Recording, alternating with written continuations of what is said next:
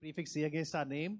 So to all the 4 lakh chartered accountants that we have and nearly 8 lakh CS students and the staff of ICI, greetings of the day. So in this program that we are going to have, we will have as chief guest the Honorable President of India. She will be arriving here at the campus in about 25 minutes from now. And after a group photograph with the Central Council member, she will come from the right-hand side. So the President of India, Madam Draupadi Murmu, will enter from the right-hand side. And it's a protocol that when the head of constitution comes, I will buzz you, ladies and gentlemen, the Honorable President of India. So we request that everybody rises then, because the moment she comes, she will also stand. This is her chair, and I hope you're observing, for those who are here, there's so much to observe and learn that whenever we've got the chair of the president, we'll always have the national emblem. And that's the podium from where she'll speak. Again, if you observe, it also has the national emblem. So the Honorable President is going to speak from here, Honorable President of India, and all other speakers will speak from the left-hand side, including the anchor. So when the President of the India comes from the right-hand side, again, I'm requesting everyone, make sure that we rise as a mark of respect. And then we have to rise because we are going to play national anthem. Whenever President's event happens, it always starts with the national anthem. It also concludes with the national anthem. So the first part of the program, where the Honorable President is there as the chief guest, will start and conclude with national anthem. तो एक बार मैं फिर से दोहरा रहा हूँ, जब माननीय राष्ट्रपति द्रौपदी मुर्मू जी आएंगी, right hand side of the stage से आप सबसे अनुरोध है कि कृपया उनके मान के लिए, सम्मान के लिए खड़े हो जाएं, और उसके बाद क्योंकि राष्ट्रगान बजना है, तो please stand as a mark of respect. Thank you very much. That's the first thing. And of course, throughout the program, the first part of the program, when the Honorable President is there, whenever you like anything that the speaker says, what will we do?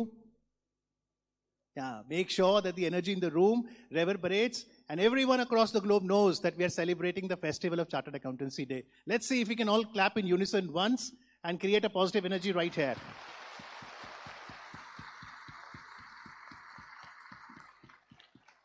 और तालियां बजाने के लिए पड़ोसी पर निर्भर मत रहिएगा. अगर आपको स्पीकर की बात अच्छी लगे, आप ताली बजा दीजिएगा. ताली बजाना भी अपने आप में योगा ही है. और यहाँ पर आप अगर ऊपर देखेंगे तो वो हमारे साथ राष्ट्रपति भवन मिलिट्री बैंड के सदस्य हैं. एक बार मिलिट्री बैंड के लिए भी जोरदार तालियां.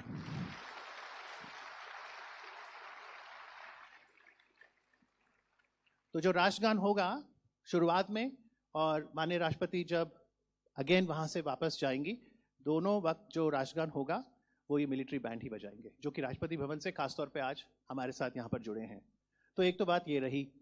तो आज के कार्यक्रम में 2 भाग हैं. पहला भाग जहाँ पे माननीय राष्ट्रपति जी हमारे साथ जुड़ेंगी, और एक बार वो घंटे भर का कार्यक्रम संपन्न हो गया तो दूसरा भाग तो बहुत ही रोचक है, क्योंकि आज हम आपको इतिहास से जोड़ेंगे. आपके सामने राष्ट्रीय नाट्य विद्यालय के निर्देशन में एक 40 मिनट का अंग्रेजी भाषा में प्ले होगा, और वो आपको गुजरे जमाने में ले जाएगा. Institute of chartered accountants of India की स्थापना कौन से सन में हुई थी? ये तो आपको मालूम है, लेकिन शायद ये ना मालूम हो कि पहली सेंट्रल काउंसिल मीटिंग कब हुई थी. अब थोड़े आंसर कम हो गए. जिन्होंने अभी भी आंसर दिए हैं उनको ये ना मालूम हो कितने सदस्य थे. अब थोड़े और कम हो गए. उनको शायद ये ना मालूम हो टोटल कितने थे उस मीटिंग में. आज आपको हम 2023 में 1949 में ले जाएंगे उस प्ले के माध्यम से. आप तैयार हैं प्ले देखने के लिए?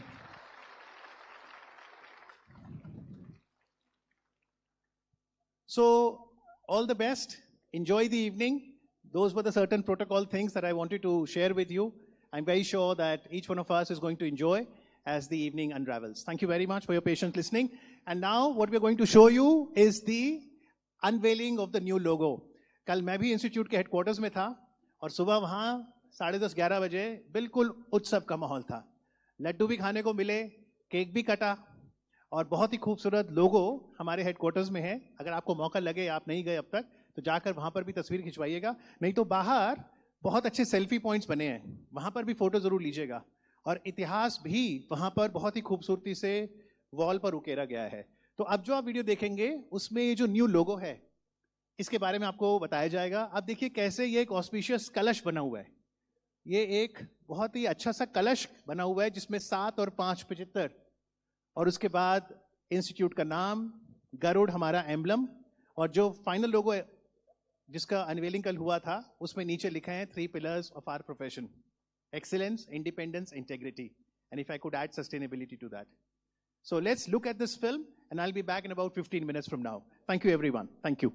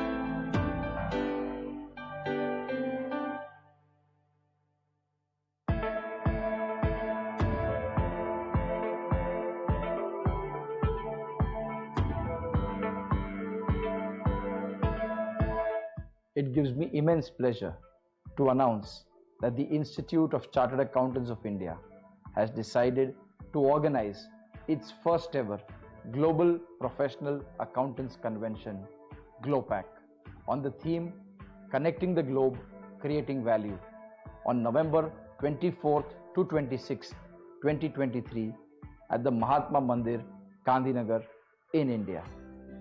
GLOPAC is being celebrated as a mega event to showcase the important role that the accountancy profession has been playing in the economic and social development of our country.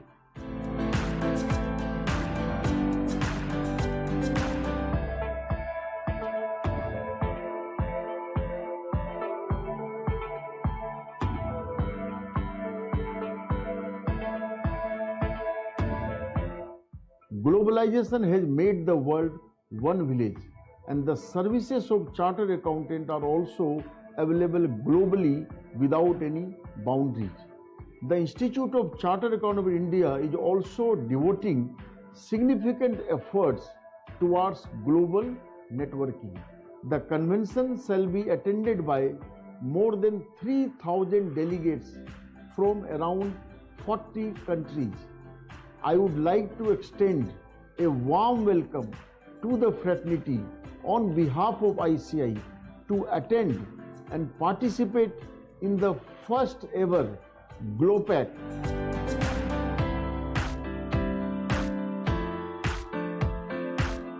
ICI is geared up to welcome delegates from across the globe at the GLOPAC.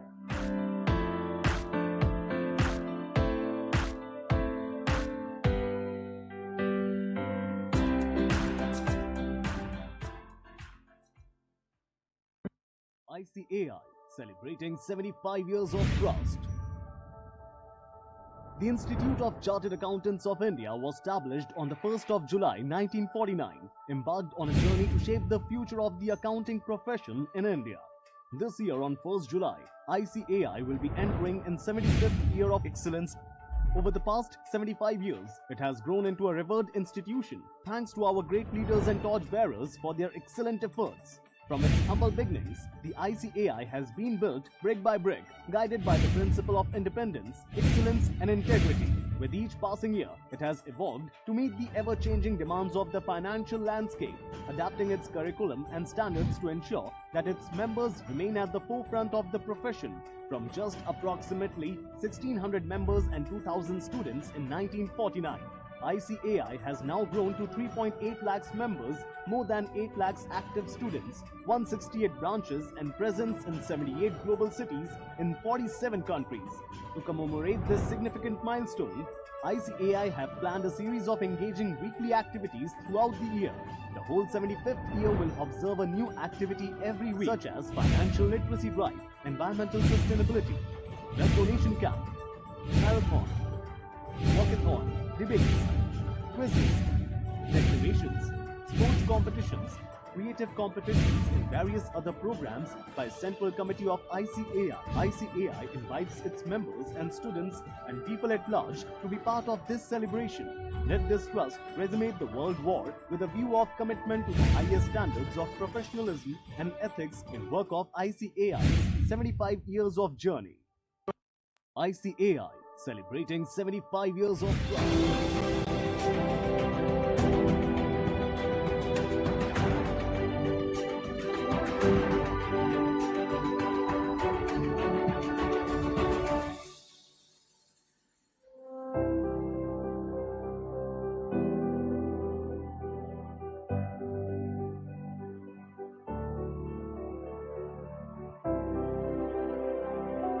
As a proud member of ICAI, I am truly delighted to have the opportunity to donate blood at the camp being organized by our institute. I truly urge you to participate and register for this blood camp for the social cause, as the moment you donate blood, you save lives. I am Daksh Kumar Johari and proud chartered accountant. I have been donating blood since quite some time.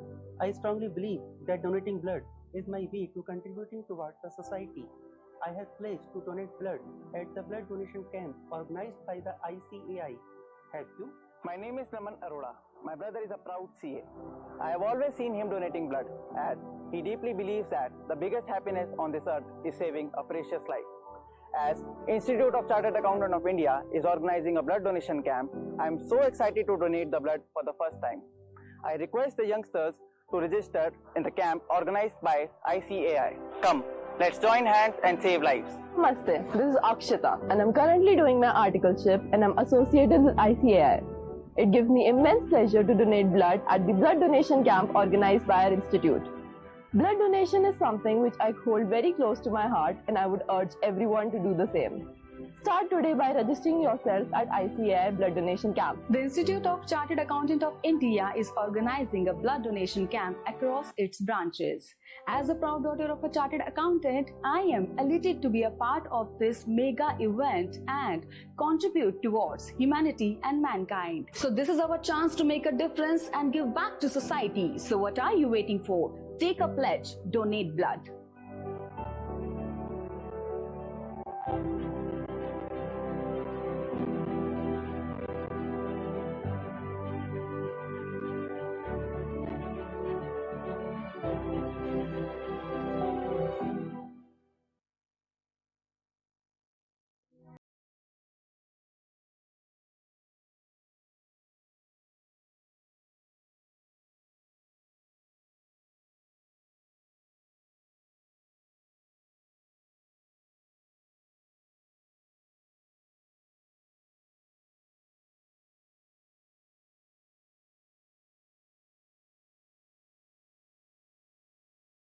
Across sectors like infrastructure, real estate, information technology, telecom, healthcare, and SME, a vibrant India continues to surge ahead, emerging as a market with enormous untapped potential and a destination for global investments.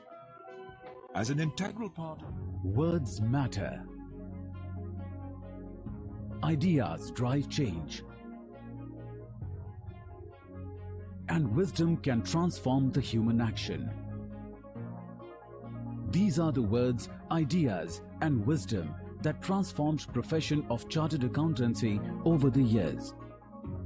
Our forefathers and their vision of modern India, driven by strong economic foundation, led to the setting up of Free India's premier accountancy institute.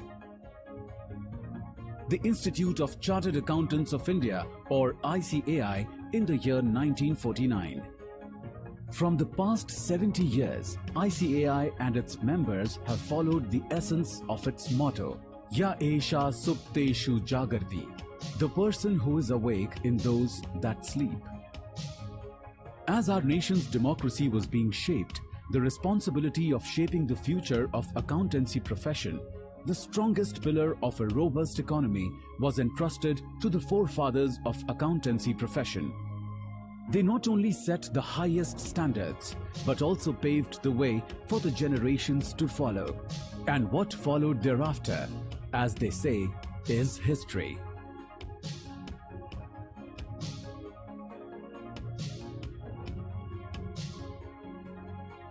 This 70 years journey has indeed made ICAI a treasure trove that will enrich the path of future generations to build a resilient new India.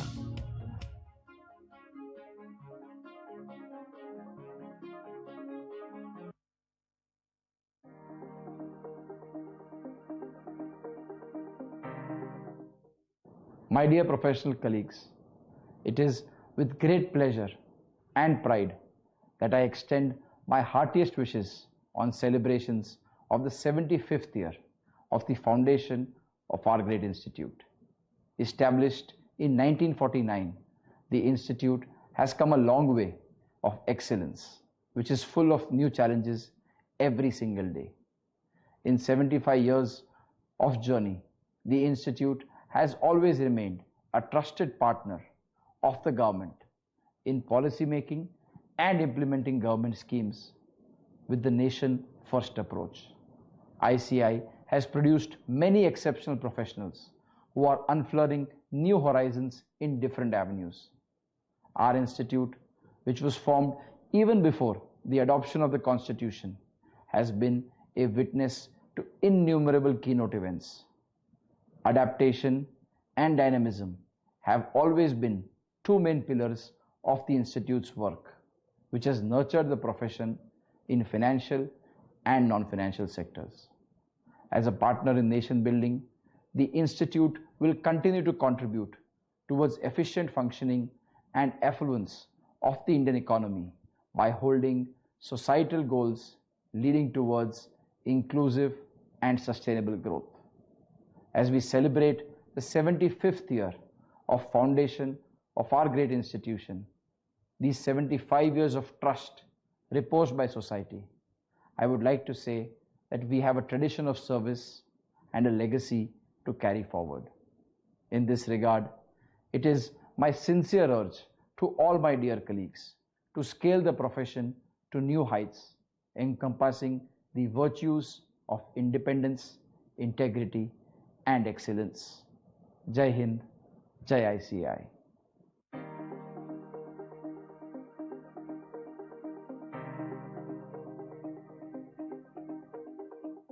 The Chartered Accountants Day reminds us of the glorious journey of our profession. As we commemorate the 75th Chartered Accountants Day, I pay my regards to the leaders and visionaries who have contributed immensely towards the furtherance of our profession on a global pedestal. When India received independence in 1947, the need to augment the revenue of the government and establishing professional standards to discipline the financial ecosystem was felt intensely. At that time, when even institutions like IIT and IIMs were far from existence, the Institute of Chartered Accountants of India was born in 1949. Since then, in the last 74 years of existence, this institute has been contributing towards the growth and development of the country and the profession by virtue of the sheer knowledge, hard work, analytical skill, and foresightedness. As we usher into the 75th year, we believe that the dynamics and the parameters have changed considerably. With a sizable young population and the advent of technology like machine learning and artificial intelligence, we need consistent reskilling and upskilling of our professionals. Enhanced regulatory framework and expected quality professional services demand much informed and skilled professionals in our growth-oriented economy. With a comprehensive and updated curriculum, the profession is set to develop future-ready professionals. ICI's commitment to excellence, independence, and integrity has been instrumental in shaping its distinguished reputation. On 1st of July, we wish to rededicate ourselves to the virtue that we had adopted and affirm to imbibe them with renewed commitment. We have a glorious past and inspiring future. Happy 75th Chartered Accountants Day.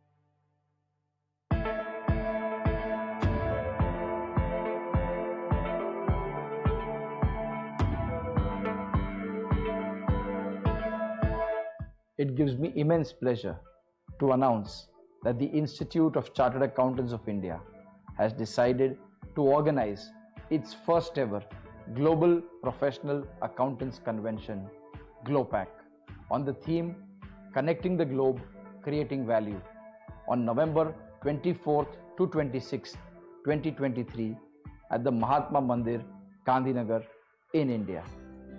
GLOPAC is being celebrated as a mega event to showcase the important role that the accountancy profession has been playing in the economic and social development of our country.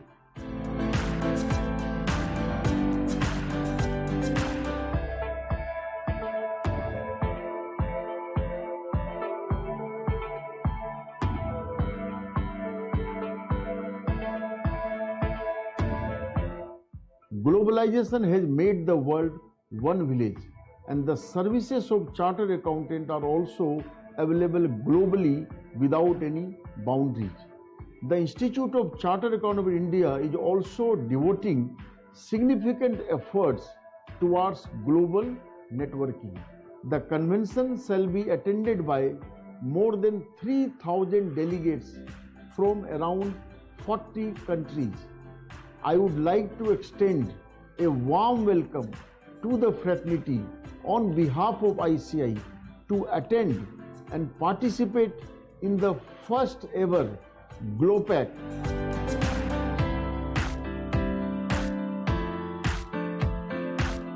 ICI is geared up to welcome delegates from across the globe at the GLOPAC.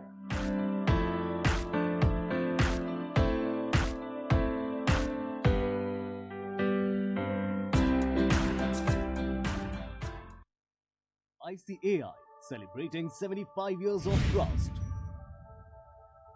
The Institute of Chartered Accountants of India was established on the 1st of July 1949, embarked on a journey to shape the future of the accounting profession in India. This year on 1st July, ICAI will be entering in 75th year of excellence. Over the past 75 years, it has grown into a revered institution thanks to our great leaders and torchbearers for their excellent efforts. From its humble beginnings, the ICAI has been built brick by brick, guided by the principle of independence, excellence and integrity. With each passing year, it has evolved to meet the ever-changing demands of the financial landscape, adapting its curriculum and standards to ensure that its members remain at the forefront of the profession. From just approximately 1,600 members and 2,000 students in 1949, ICAI has now grown to 3.8 lakhs members, more than 8 lakhs active students, 168 branches and presence in 78 global cities in 47 countries. To commemorate this significant milestone, ICAI have planned a series of engaging weekly activities throughout the year. The whole 75th year will observe a new activity every week, such as financial literacy drive, environmental sustainability, blood donation camp, marathon, walkathon, debates, quizzes, declamations, sports competitions, creative competitions and various other programs by Central Committee of ICAI. ICAI invites its members and students and people at large to be part of this celebration. Let this trust resonate the world war with a view of commitment to the highest standards of professionalism and ethics in work of ICAI's 75 years of journey.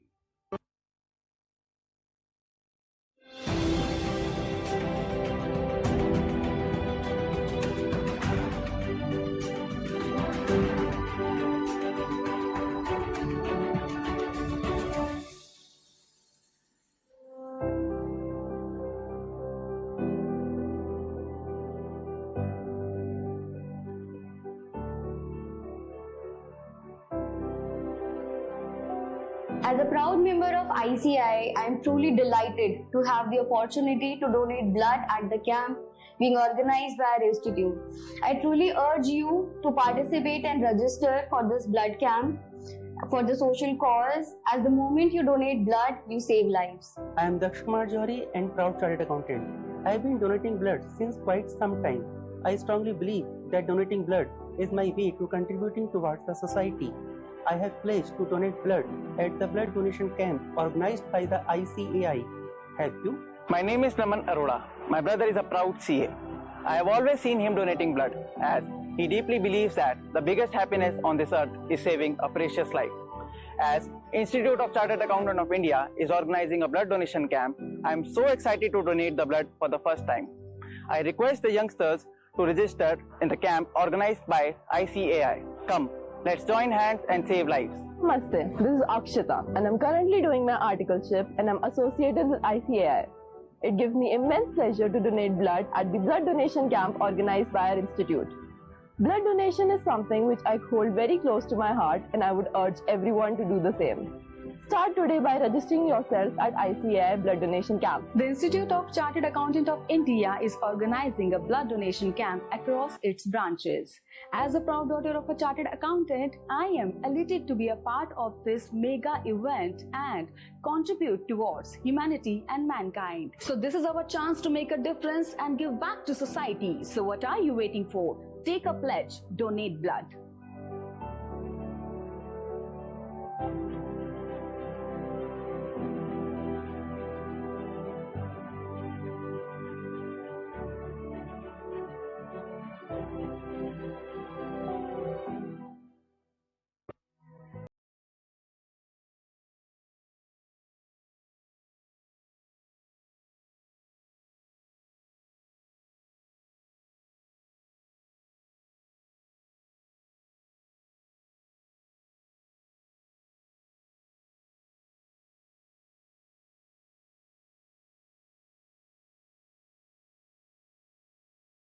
Sectors like infrastructure, real estate, information technology, telecom, healthcare, and SME, a vibrant India continues to surge ahead, emerging as a market with enormous untapped potential and a destination for global investments.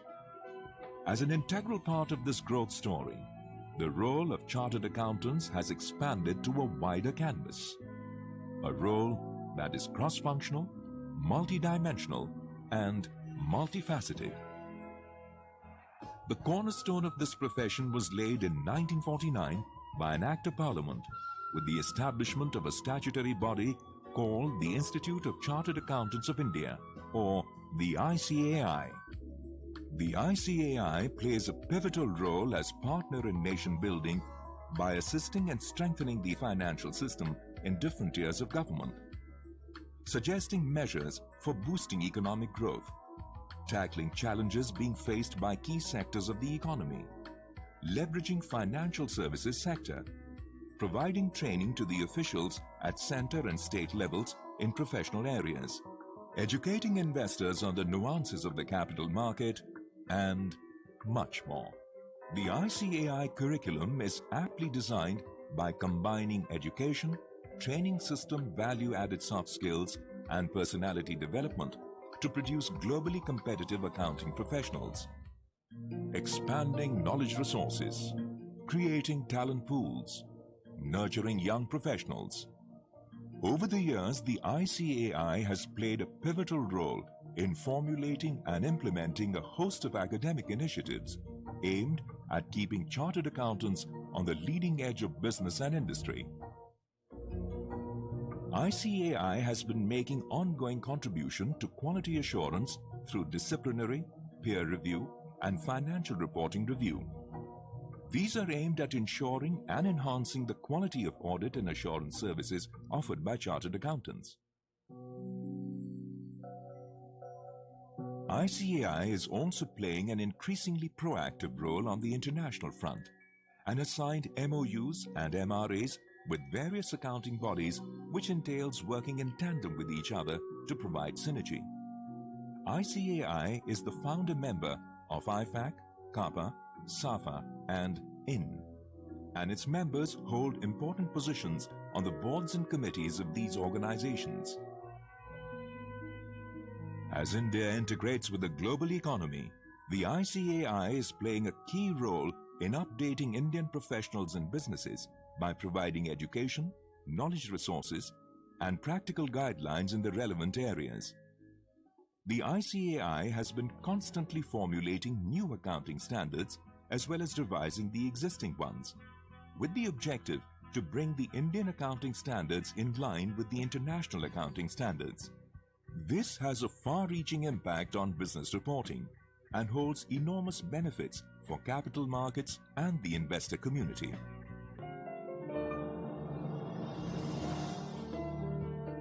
ICAI truly believes that women's participation is essential for the nation's development.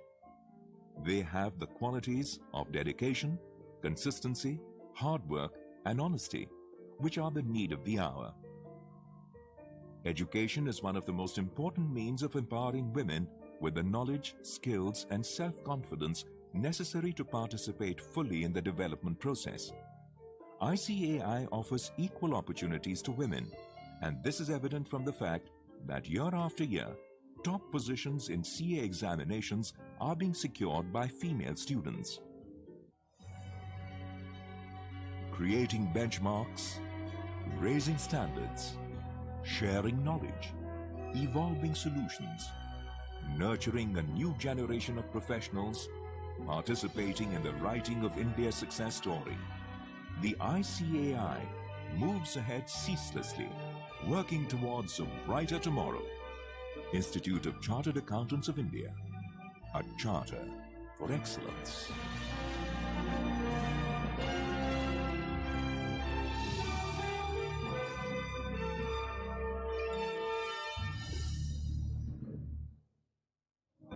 Words matter. Ideas drive change. And wisdom can transform the human action. These are the words, ideas, and wisdom that transformed profession of chartered accountancy over the years. Our forefathers and their vision of modern India, driven by strong economic foundation, led to the setting up of Free India's premier accountancy institute. The Institute of Chartered Accountants of India, or ICAI, in the year 1949. From the past 70 years, ICAI and its members have followed the essence of its motto, Ya Esha Supteshu Jagarti, the person who is awake in those that sleep. As our nation's democracy was being shaped, the responsibility of shaping the future of accountancy profession, the strongest pillar of a robust economy, was entrusted to the forefathers of accountancy profession. They not only set the highest standards, but also paved the way for the generations to follow. And what followed thereafter, as they say, is history.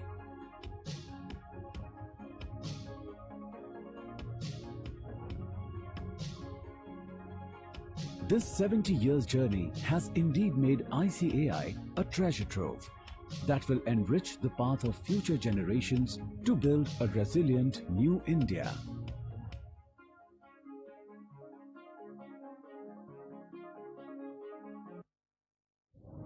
Words matter. Ideas drive change. And wisdom can transform the human action. These are the words, ideas, and wisdom that transformed profession of chartered accountancy over the years. Our forefathers and their vision of modern India, driven by strong economic foundation, led to the setting up of Free India's premier accountancy institute. The Institute of Chartered Accountants of India, or ICAI, in the year 1949. From the past 70 years, ICAI and its members have followed the essence of its motto, Ya Esha Supteshu Jagarti.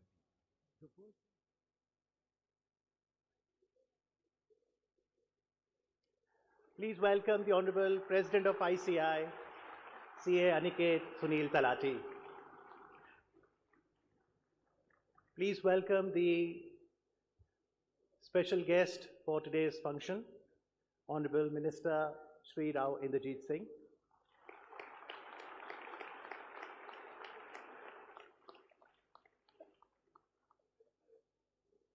We have with us Vice President ICAI, CA Ranjit Kumar Agarwal.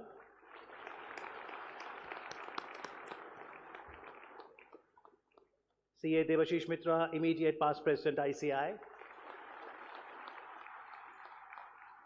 To his right, CA Dr. Jay Kumar Batra, Secretary ICAI.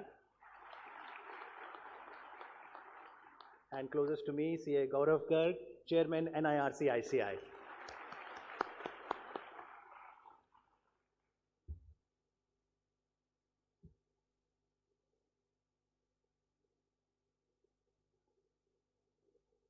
The chief guest for today's 75th Chartered Accountants Day is the Honorable President of India, and we await her presence.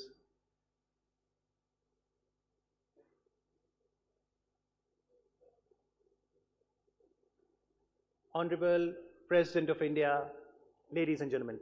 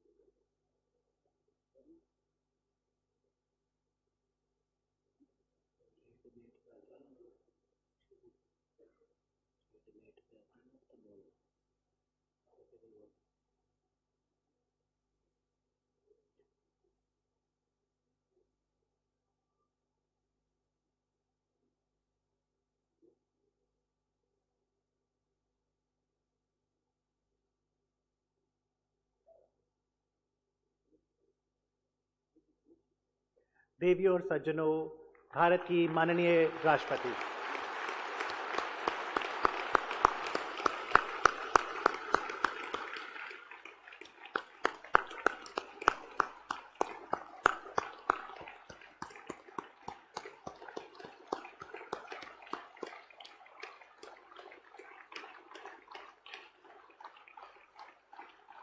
आप सभी से अनुरोध, राष्ट्रगान के लिए खड़े हो जाएं। Kindly rise for the national anthem please.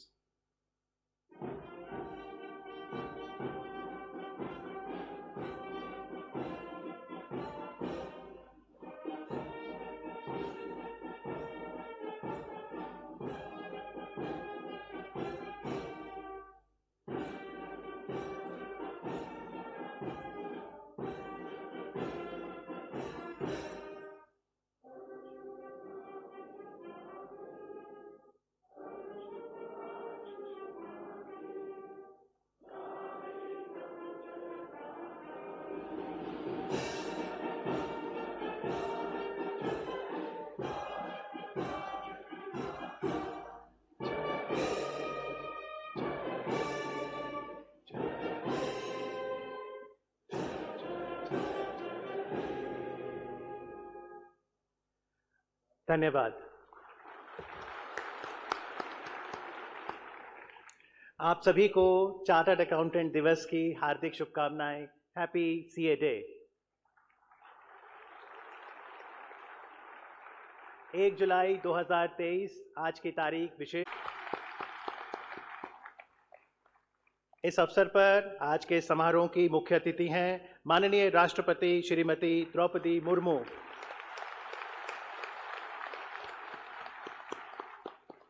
विशिष्ट अतिथि हैं श्री राव इंद्रजीत सिंह, केंद्रीय कॉर्पोरेट अफेयर्स राज्य मंत्री। स्वागत कीजिए सी अनिकेत एस तलाटी का, president ICI. CA Ranjeet Kumar Agarwal, vice president ICI.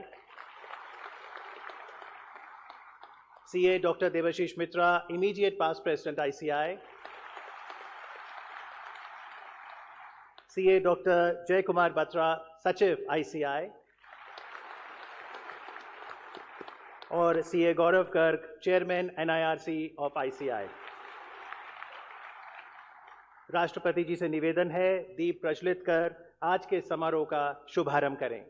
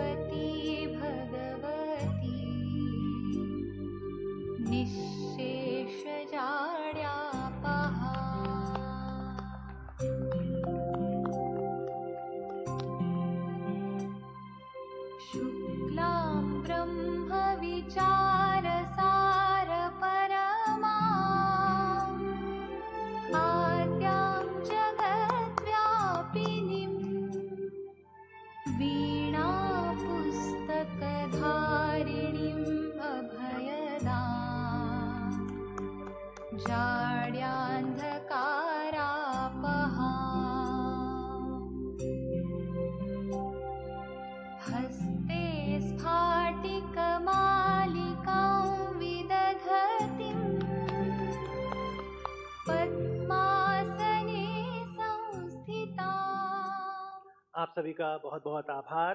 तो हंस वाहिनी, वीणा धारिणी, ज्ञान वाहिनी, विद्या और कला की देवी माँ सरस्वती का आशीर्वाद हमें मिल चुका है। और अब मैं अनुरोध करूंगा CA Aniket Sunil talati, president ICI से, कि समारोह की मुख्य अतिथि राष्ट्रपति महोदया को सम्मानित करें। राष्ट्रपति देश के प्रथम नागरिक होते हैं, तीनों सेनाओं के मुखिया, संविधान के रक्षक। Shrimati Draupadi Murmu was sworn in as the 15th president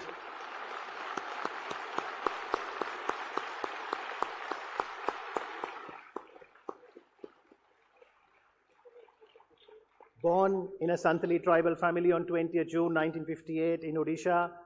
Madam Draupadi Murmu has devoted her life to empower the marginalized sections of the society and deepening the democratic values.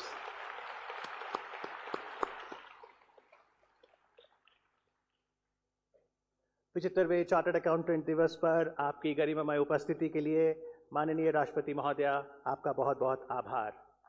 और अब स्वागत संबोधन के लिए मैं निवेदन करूंगा सीए डॉक्टर जय कुमार बत्रा जी से, सचिव ICI.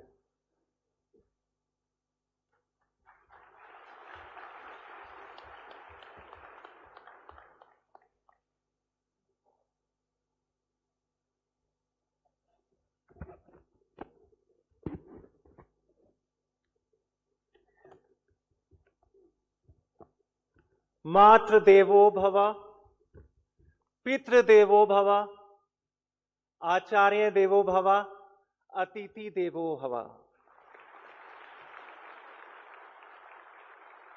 This is the shlok which is taken from Taittiriya Upanishad, which says, honor your mother as God, honor your father as God, honor your teacher as God, and honor your guest as God.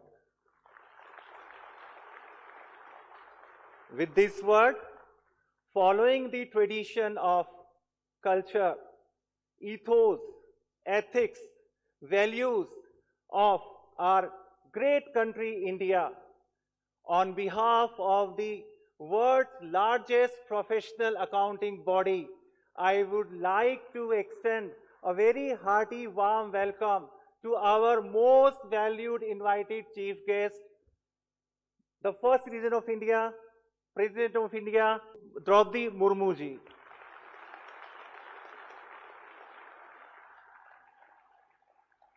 We are extremely privileged to have with us the Honorable Minister of State for Corporate Affairs, Shri Rawjit Singh ji.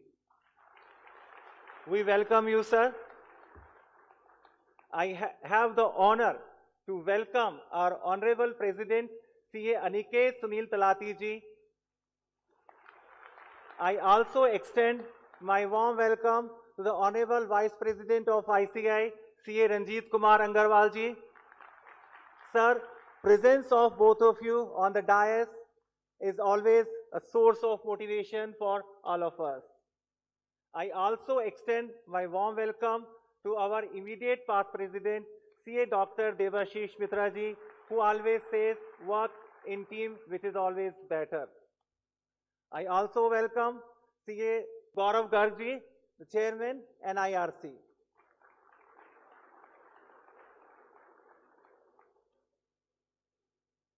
We all know that the Institute of Chartered Accountants of India is a statutory body established under the Act of Parliament by the Chartered Accountants Act 1949. ICI is the regulator and developer of the accountancy profession in India. And this is the day we should remember, we should recall, we should pay homage to all our forefathers who have done significant contributions for the growth and development of the accountancy profession in India. The profession of chartered accountancy is the most reputed, respected, rewarded, renowned profession, which is the globally trusted profession across the world. And today, ICI is known for its excellence in technical and ethical issues, maintaining and sustaining the stringent examination and education standards. India, at ICI, we follow the G20 theme, Vasudhaiv Kutumbakam, one earth, one family, one future.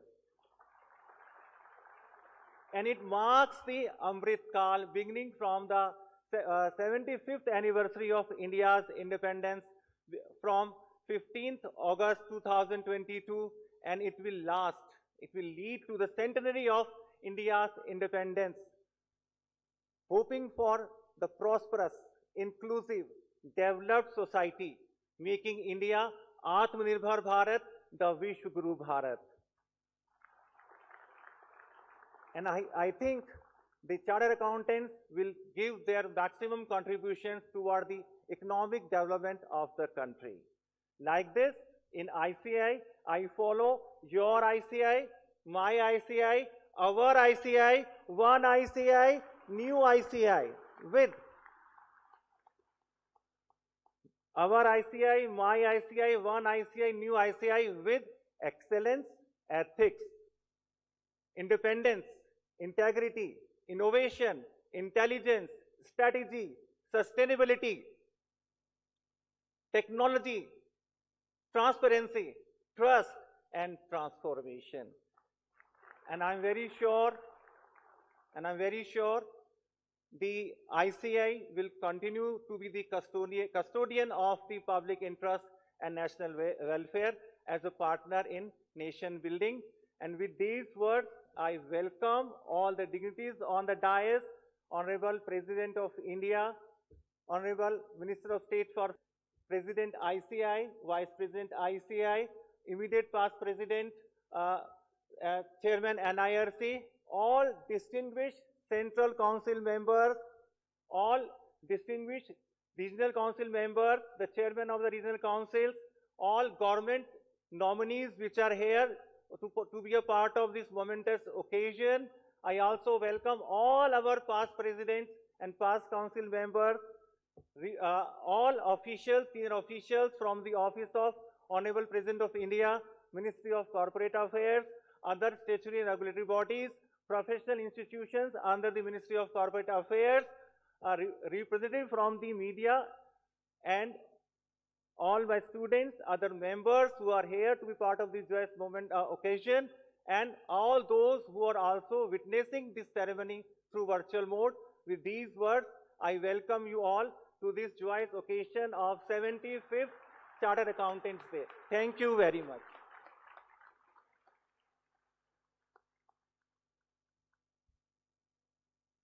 Thank you very much, CA Dr. Jaykumar Batra. I would like to request now CA Ranjit Kumar Agarwal, respected Vice President ICI, for his address on the occasion of 75th Chartered Accountants Day.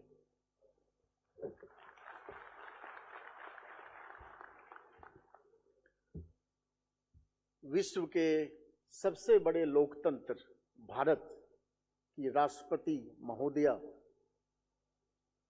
आपका institute of chartered accountant of India के 75वीं सालगिरह में स्वागत है। Honorable Minister, our President Aniket Talati, immediate past President Devashish Mitra, our Secretary Jay Batra, Chairman of the NIRC, all the distinguished guests, ladies and gentlemen, I welcome all of you in this very, very historical day which we are celebrating today as a 75th Foundation Day of the Institute of Chartered Accountants of India. 1947, when our country got independence, a need was felt how to augment the revenue of this country, how to set the financial discipline in this country, and how to set the professional standards in this country. And the vision of our forefather, that point of time, within next 2 years, in 1st of July 1949, a body was formed, and that body was Institute of Chartered Accountants of India. That point of time, there was no existence of IITs or IIM.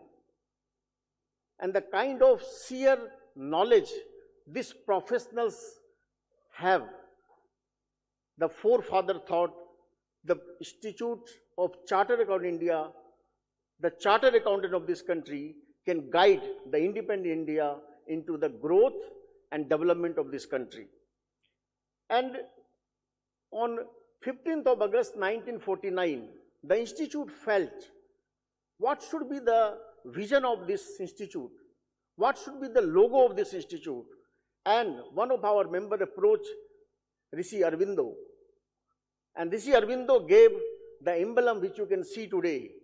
The emblem given by the Rishi Aurobindo, which we have adopted on 15th of August 1949, Ya Esu Suptesu Jagrati. The Garuda, the eagle, flying above the sky, foresightedness, sharp eye, and that was resemblance with the vision and the character of the chartered accountant. That's why this eagle or Garuda was adopted by the institute. Our first president of country, Dr. Rajendra Prasad, has inaugurated, when this institute was formed, our head office building in this New Delhi.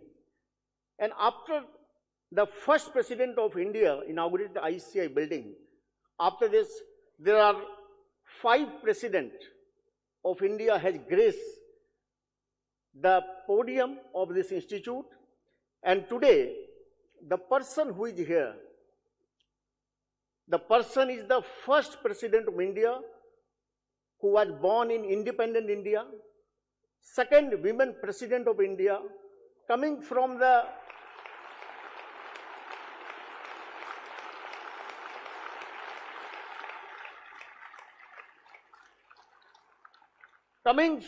very, very humble background, which resembles the majority of the Bharat, which we call it say Bharat. The madam represents that Bharat, coming from that humble background.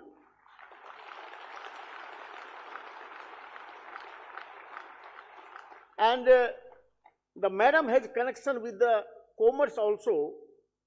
She was in state of Odisha as a minister of state for commerce also, from that point of time when she was in the state of Odisha. So we welcome madam in this largest accounting body of the institute. The way this country is growing, $3.5 trillion, youngest population of the world, more than 7% growth, and the kind of technology has advanced in this country, the growth and the development of this country can well contributed by the members of this institute, that is chartered accountant. We have one of the unique initiative we have taken in recent past, and that is called UDIN, Unique Development Identification Number. Now, the initial thought was that how the impersonation of the chartered accountant through signature was made by the various people. So the institute thought how to prohibit that, and the UDIN was formed. But now the concept of UDIN has become so vast. Now this institute has the monitoring aspect. They are now monitoring which chartered accountant are giving what kind of service. We know whom, what you are catering, but we don't want to know whom you are catering. And with this data, we are in a position to help the government to frame the legislation and the policy of this country, how the chartered accountant who are contributing immensely in this country can contribute in the growth and development of this country. I can see today by standing here, it's a momentous occasion. At the same time, it's an emotional moment also for all of us. What should be the ICI, which we have seen in last 75 years? What should be the vision of next 25 years? How you and we can perceive what should be our institute in next 25 years? We have 8 billion people in this planet, 200 countries. 182 accounting body of the world. And there are only 30 lakh chartered accountants in this entire world.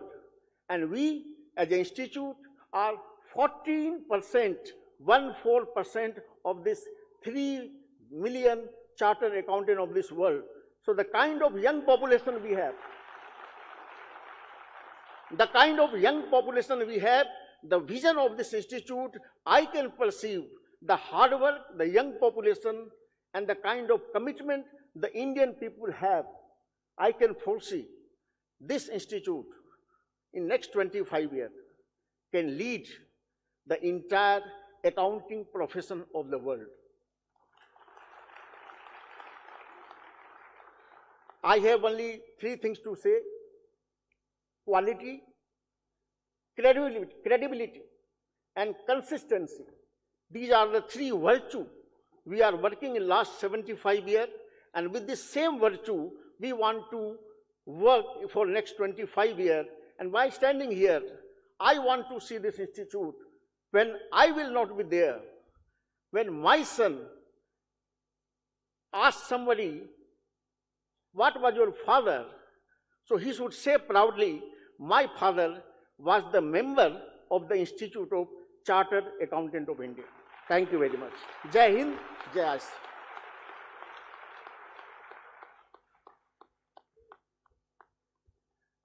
Thank you very much, CA Ranjit Kumar Agarwal ji. And now I'd like to invite someone who embodies 75 years of ICI journey. His father sat in the CA examination in 1949, his grandfather.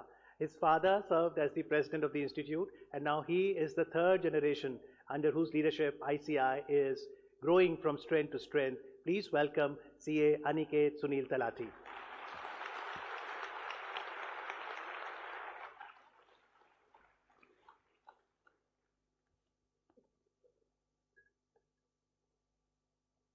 Respected Rashtrapati Ji, the chief guest for the 75th Foundation Day, or as we call it very fondly, Chartered Accountants Day, the first citizen of India, somebody who is the pride of India, Madam Srimati Draupadi Murmu ji, I welcome you on behalf of the Institute.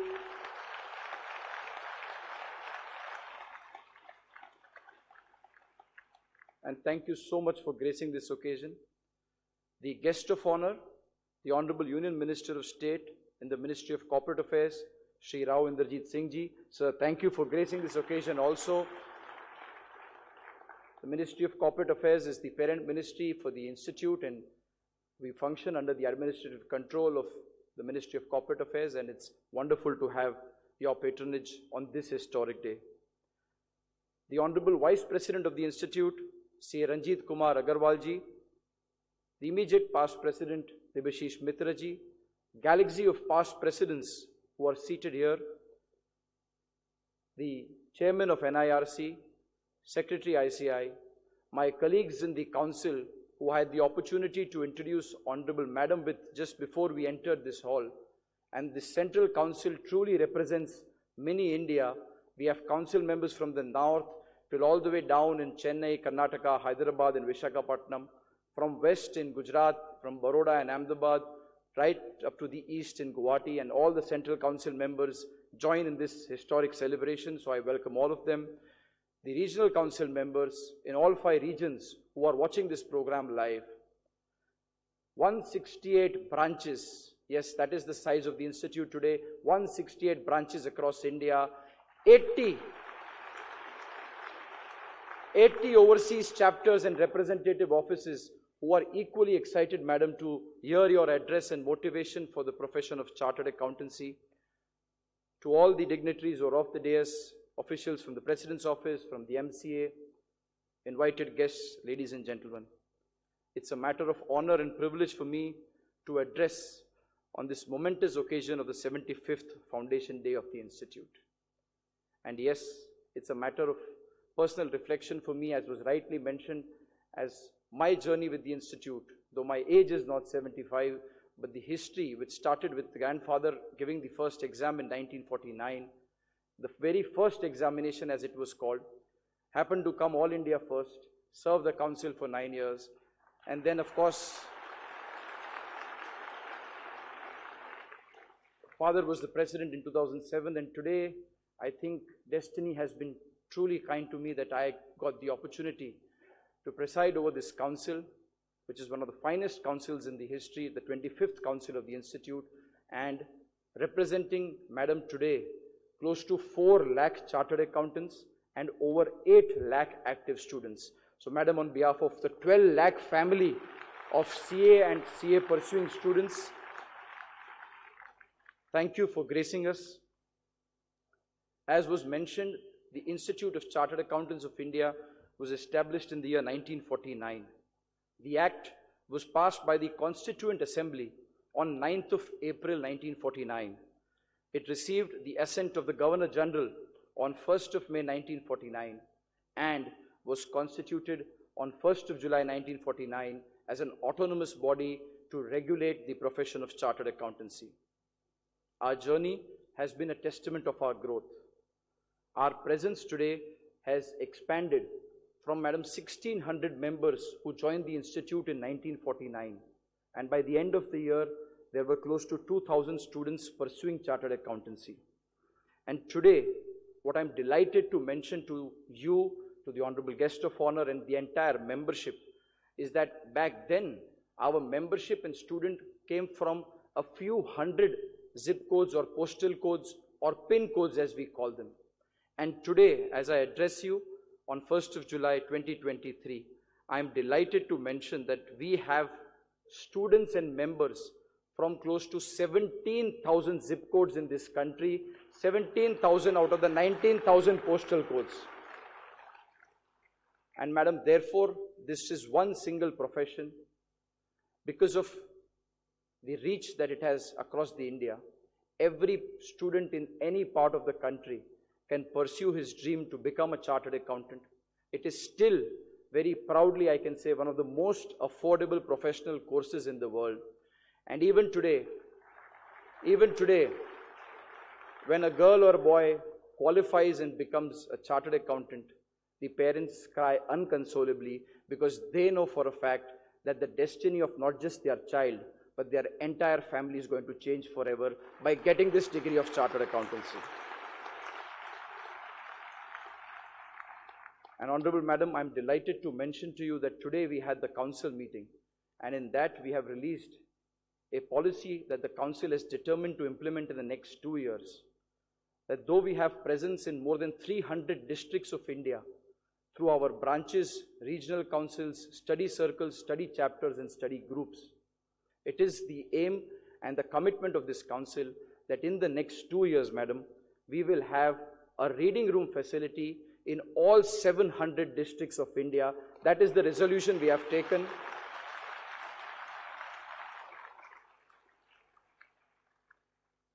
Madam, today in the council meeting, we have also decided that starting today, the forensic standards. The Institute has been long known for accounting standards, auditing standards, ethical standards, valuation standards which have been developed and are internationally benchmarked. But today, from 1st of July, as forensics is getting more and more important, the forensic accounting and investigation standards have been made mandatory. We have also resolved, and we are working very closely with the President of India. In one of his addresses, gave us one line by mentioning chartered accountants as partners in nation building. And that is, and I believe that is one virtue that all of us have taken to heart.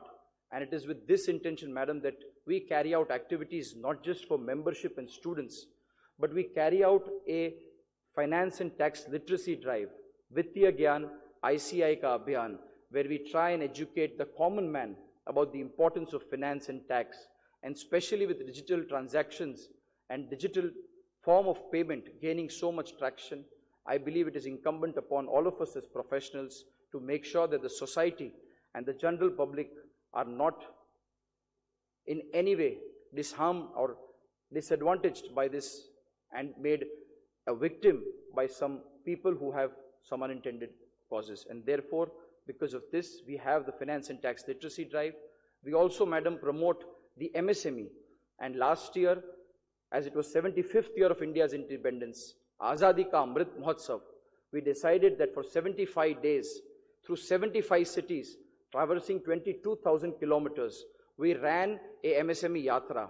And I'm delighted to mention that post the Yatra, the MSME registrations, which were close to 1 crore, could reach a number of 1.6 crores, and a huge effort was made by chartered accountants in spreading awareness with regards to MSME registration. Madam, we also today focus not just on financial matters, but non-financial reporting. And as the world is looking towards sustainability, the Institute had set up the Sustainability Reporting Standards Board, and today, along with financial reporting, we are focusing on non-financial reporting and means of sustainability and going green. It was a matter of great pride for us last year to organize and host the 21st World Congress of Accountants, which was attended by more than 10,000 participants. This is a conference, Madam, which happens once in 4 years, and for the first time in 118 years, it came to India. And let me tell you, as we see the stature of India and the respect the Indian Prime Minister or any Indian delegation gets across the world increasing, it is post this World Congress that even the stature of the Institute of Chartered Accountants of India and every chartered accountant going abroad has risen tremendously, and we are very proud of the World Congress of Accountants which was hosted by us. Finally, Madam, today is also going to be a historic day, because with your worthy hands and in the presence of the Honorable Minister of State for Corporate Affairs, we will launch the new course curriculum. A course curriculum which has been eagerly awaited, not just by membership, but by students who are pursuing this course, and more importantly, by students who are planning to enroll for chartered accountancy. Yesterday was the last day for registration of foundation, and I'm delighted to mention that the want and craving and demand for chartered accountancy is highest ever this year in any of the recent past. We have crossed all registrations of last 5 years, and the record participation and interest from students only shows the importance of this CRET. The CRET changes a lot of aspects. Madam, we are now introducing self-paced learning and online examination through the self-paced learning modules. We have a 2-year uninterrupted articleship. There's a huge focus on technology and ethics, and I'm delighted that with Board of Studies taking all the efforts over the last 2 years to make sure that this CRET could reach, I'm grateful to the Ministry of Corporate Affairs for giving their consent, and today is truly going to be an historic day when we launch this new curriculum, which will be a change agent for socio-economic change for the entire nation, and many more students from far-flung areas will be able to pursue this course of chartered accountancy. Finally, I will only say to all the members, to all the students who are pursuing chartered accountancy, for Institute, it is always nation first. And as I say, and I would request all of you to say, believe that I am the I in ICAI. शुरुआत भी आपसे, अंत भी आपसे, institute भी आप, India भी आप. जय हिंद, जय ICAI.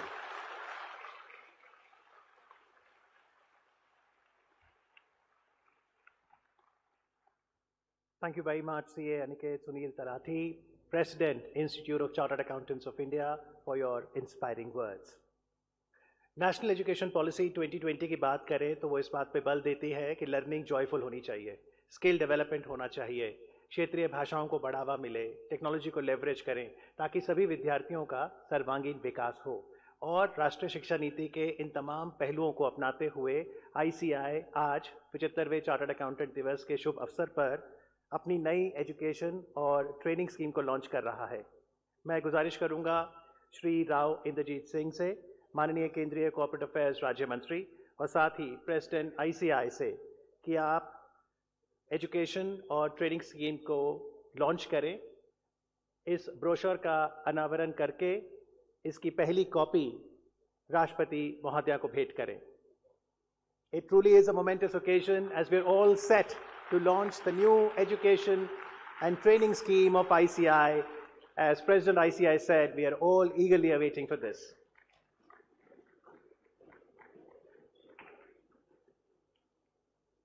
Thank you very much, Minister, for unveiling and now presenting the first copy to the Honorable President.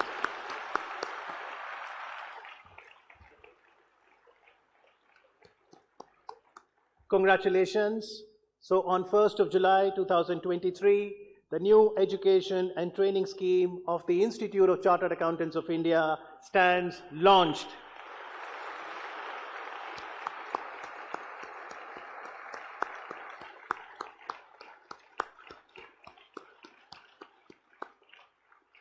All the best to all the students who have the dream to pursue the CA course. And you can see on the right-hand side of the Secretary ICI, two people and their team who have worked very hard. A round of applause for the Chairman, Board of Studies Academic, CA Vishal Doshi, and CA Dayaniva Sharma, Vice Chairman, and the entire BOS. Congratulations for the launch of the new scheme. और अब मैं आग्रह करूंगा आज के समारोह के विशिष्ट अतिथि श्री राव इंद्रजीत सिंह से उनके संबोधन के लिए minister of state, ministry of corporate affairs, minister of state, independent charge, ministry of statistics and programme implementation और साथ ही मिनिस्ट्री ऑफ प्लानिंग। आप लोकसभा के सांसद हैं गुरुग्राम हरियाणा से।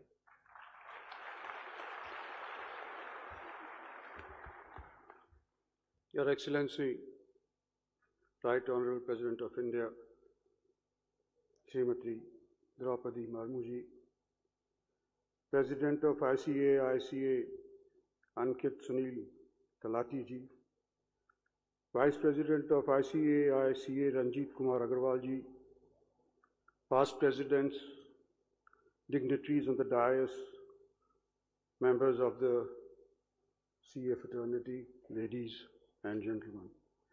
May I first of all congratulate all the chartered accountants and students on the 75th foundation day of this institution, which over the period of 7 decades has created a mark for itself as an institution of excellence, contributing for the financial stability and economic development of this country. It is a moment to cherish the gracious journey of 75 years of the institution. You have covered a long journey, and that is quite commendable. Today it is also celebrated as the GST Day, for which also your institution and members of the profession need to be congratulated. Since implementation of the indirect taxation regime in India, you always remained a great enabler and facilitator and played a very effective role creating awareness about the various provisions of the new GST law, resulting in smooth implementation of GST regime and removal of all doubts amongst the taxpayers whenever required. The advancements in technology and digital transformation like automation, artificial intelligence, and data analytics necessitate that the profession must equip itself with the requisite skills to navigate this evolving landscape. These evolving technologies need to be taught to the students of the new age. In this direction, I am pleased to note that recognizing the needs of the digital era, new curriculum of chartered accountancy education and training that is being launched today equips the future chartered accountants with the requisite skills to embrace and adapt to these advancements. Chartered accountants are the growth engines of the financial economy of our country. To all the young CAs out there, I urge you all to have an entrepreneurial mindset. Startups, forensic, insolvency, and valuation are the new areas which require which have enormous opportunities in terms of employment, consultancy, and advisory services. I am pleased to know that the ICAI has taken many initiatives in these new areas of economy like certificate course, publications, website, and institutionalized the profession through formation of Indian Institute of Insolvency Professionals of ICAI. registered valuers organization, and Institute of Social Auditors of India. I am sure that with all these skills and building of these skills, initiative members will provide an exemplary service to the economy. I am happy to learn that the startup sphere has been conducted by your institute, which was conducive to the growth of startup ecosystem and provided a unique opportunity for startups to connect with the peers, industry experts, and to gain insights. I am happy to share the Ministry of Company Affairs Government of India has launched the MCA 21 as an e-governance initiative. It enables an easy and secure access of the MCA services to the corporate entities, professionals, and citizens of India, and ensures timely and speedy compliance of the MCA 21 application and compliance. The MCA application is designed to fully automate all processes related to the proactive enforcement and compliance of the legal requirements under the Companies Act 1956 and other applicable laws. This will help the business community to meet their statutory obligations. I acknowledge the ICAI and its members who are closely associated with the implementation of MCA 21 V3 project in India. Today, our economy is bouncing back from the COVID pandemic, and it grew by 7.2% in the financial year 22-23, faster than the 7% predicted in the earlier quarter. This has happened due to the boost in construction and other industrial activities which remained dormant during the COVID era. This fostered growth is also the result of MSMEs. They are a major contributor to the socio-economic development of the country. The MSMEs for over the past so many years have been continuously served with a large number of chartered accountants operating in every nook and corner of this country. I must say that this profession is the life of the MSMEs ecosystem in India. So my congratulations to the members of the ICAI for their contribution to this important sector too. Your profession has always been seen by the government and other stakeholders with great expectations, and you should leverage it. Once again, many, many congratulations to you all in the times to come. Thank you.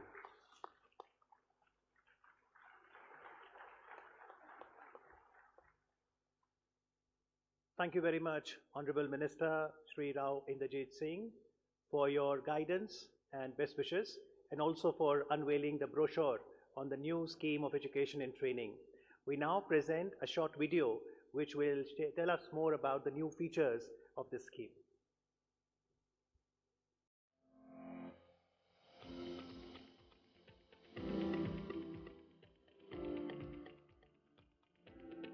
The Institute of Chartered Accountants of India launches the new scheme of education and training 2023 at the hands of the Honorable President of India, Srimati Draupadi Murmu ji, on July 1st, the CA Day.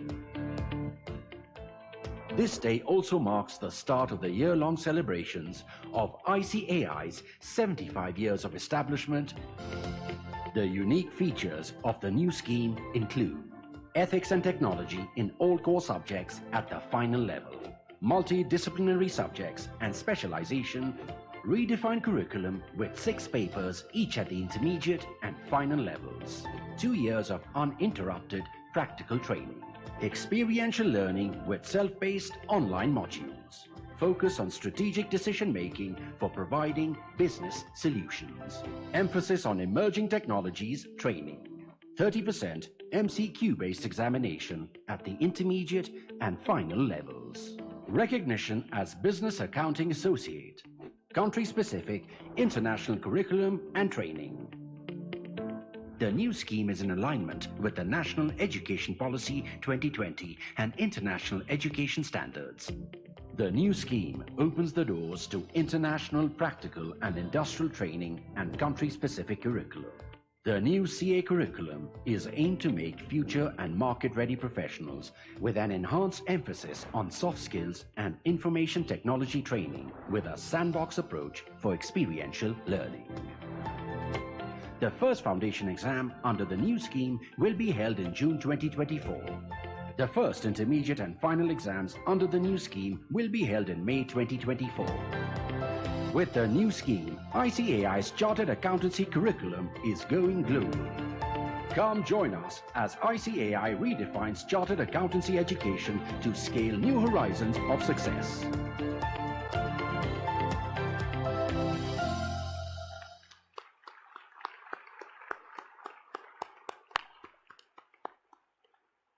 धन्यवाद। राजधानी दिल्ली के सिरीफोर्ट सभागार में आज हम सभी एकत्रित हुए हैं 75वें चार्टर्ड अकाउंटेंट दिवस समारोह मनाने के लिए, और अब मैं निवेदन करूंगा आज के समारोह के मुख्य अतिथि honourable president of India Shrimati Draupadi Murmu ji से उनके आशीर्वचनों के लिए।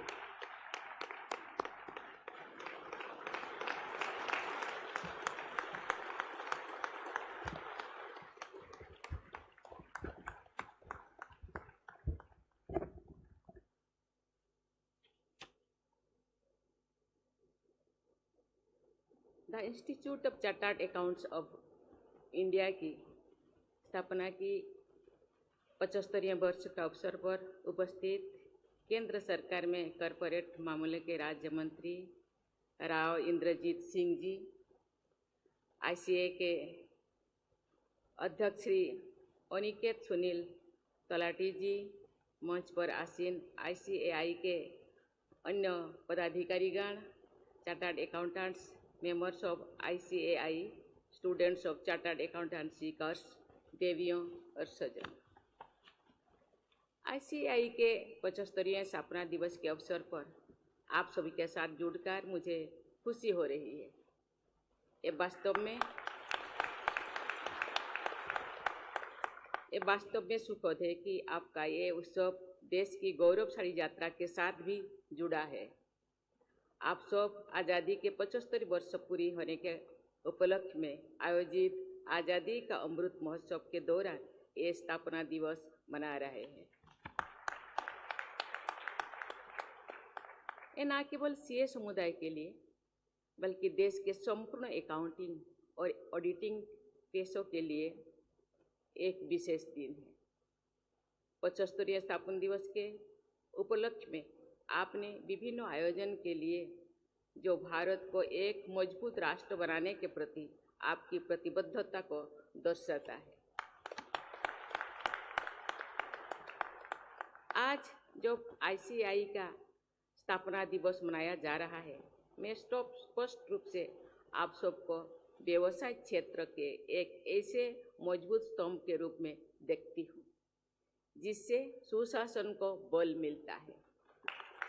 आपको अर्थव्यवस्था के वास्तविक स्वास्थ्य को प्रतिबिंबित करने की एक महत्वपूर्ण जिम्मेदारी सौंपी गई है। शासन में अर्थ की एक महत्वपूर्ण भूमिका होती है और एक अच्छी और सुदृढ़ अर्थव्यवस्था विश्वास पर निर्भर होती है।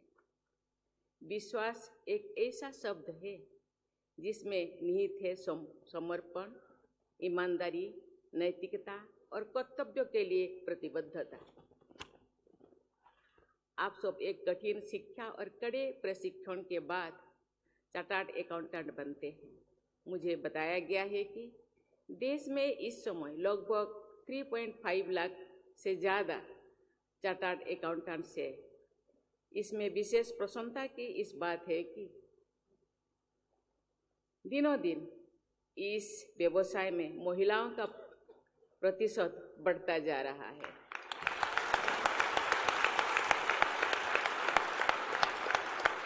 मुझे ये भी बताया गया है कि इस समय परीक्षा में उत्तीर्ण होने वाले चार्टर्ड अकाउंटेंट्स में महिलाओं की संख्या लगभग 42% है। मैं आशा करती हूँ कि वर्ष 2047 में जब देश आज़ादी की शताब्दी मनाएगा और आपका संस्थान भी अपने शताब्दी वर्षों के निकट होंगे, तो देश में प्रैक्टिसिंग वुमेन चार्टर्ड अकाउंट्स की संख्या 50% से अधिक होगी।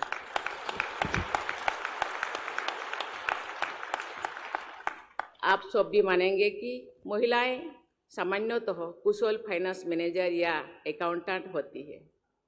वित्त मंत्री सुश्री निर्मला सीतारमण इसका एक उदाहरण है। जैसा कि आप सभी जानते हैं, भारत में घरेलू बचत की एक प्रथा है। विशेषकर महिलाओं की आदत होती है कठिन समय के लिए बचत करना।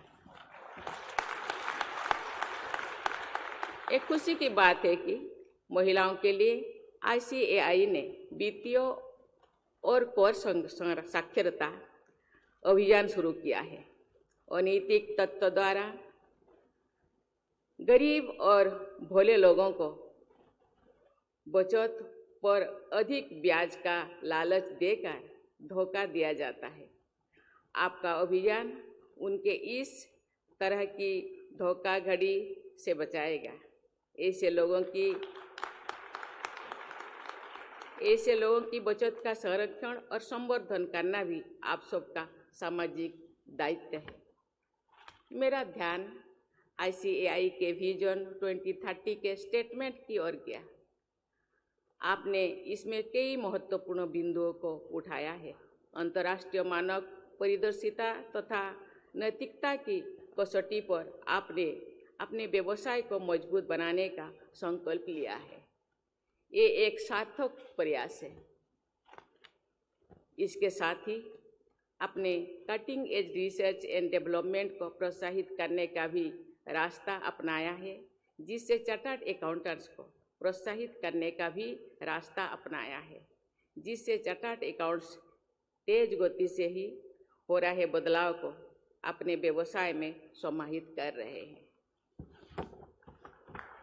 इस अवसर पर मैं उन तकनीकी बदलावों पर जोर देना चाहूँगी जो अकाउंटिंग और ऑडिटिंग प्रैक्टिसेस के भविष्य में क्रांतिकारी परिवर्तन लाएंगे। डेटा का मैनुअल असेसमेंट लगभग अप्रचलित हो गया है। जैसे जैसे आर्टिफिशियल इंटेलिजेंस परिपक्वता प्राप्त करेगी, मशीनों द्वारा डेटा माइनिंग, ऑडिटिंग और अकाउंटिंग के ढांचे से काफ़ी बदलाव आएगी। लोगों द्वारा किया गया उलटफेर टेक्नोलॉजी के जरिए आसानी से सामने आ जाएगा। इसका स्पष्ट अर्थ है कि क्रिएटिव अकाउंटिंग अतीत की बात हो जाएगा। मेरी राय है ICAI को न केवल समय के साथ तालमेल बिठाने के लिए, बल्कि इस व्यवसाय में सही और नैतिक प्रथाओं को लागू करने के लिए तकनीकी नवाचारों को उत्साहपूर्वक अपनाने का प्रयास करना चाहिए।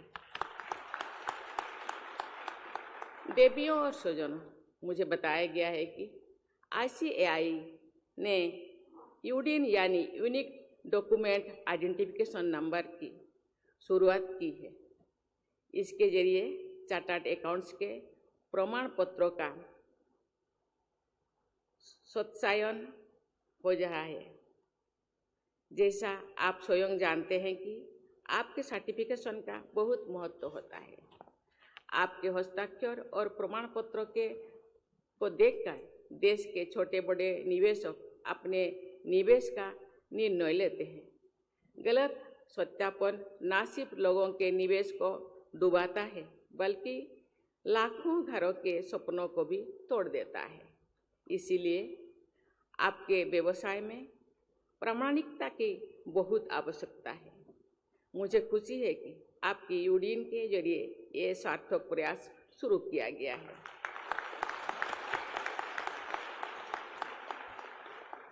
इस विषय अवसर पर वर्ल्ड कांग्रेस ऑफ अकाउंटेंट्स के सफल आयोजन के लिए ICAI को बधाई देना चाहती हूँ।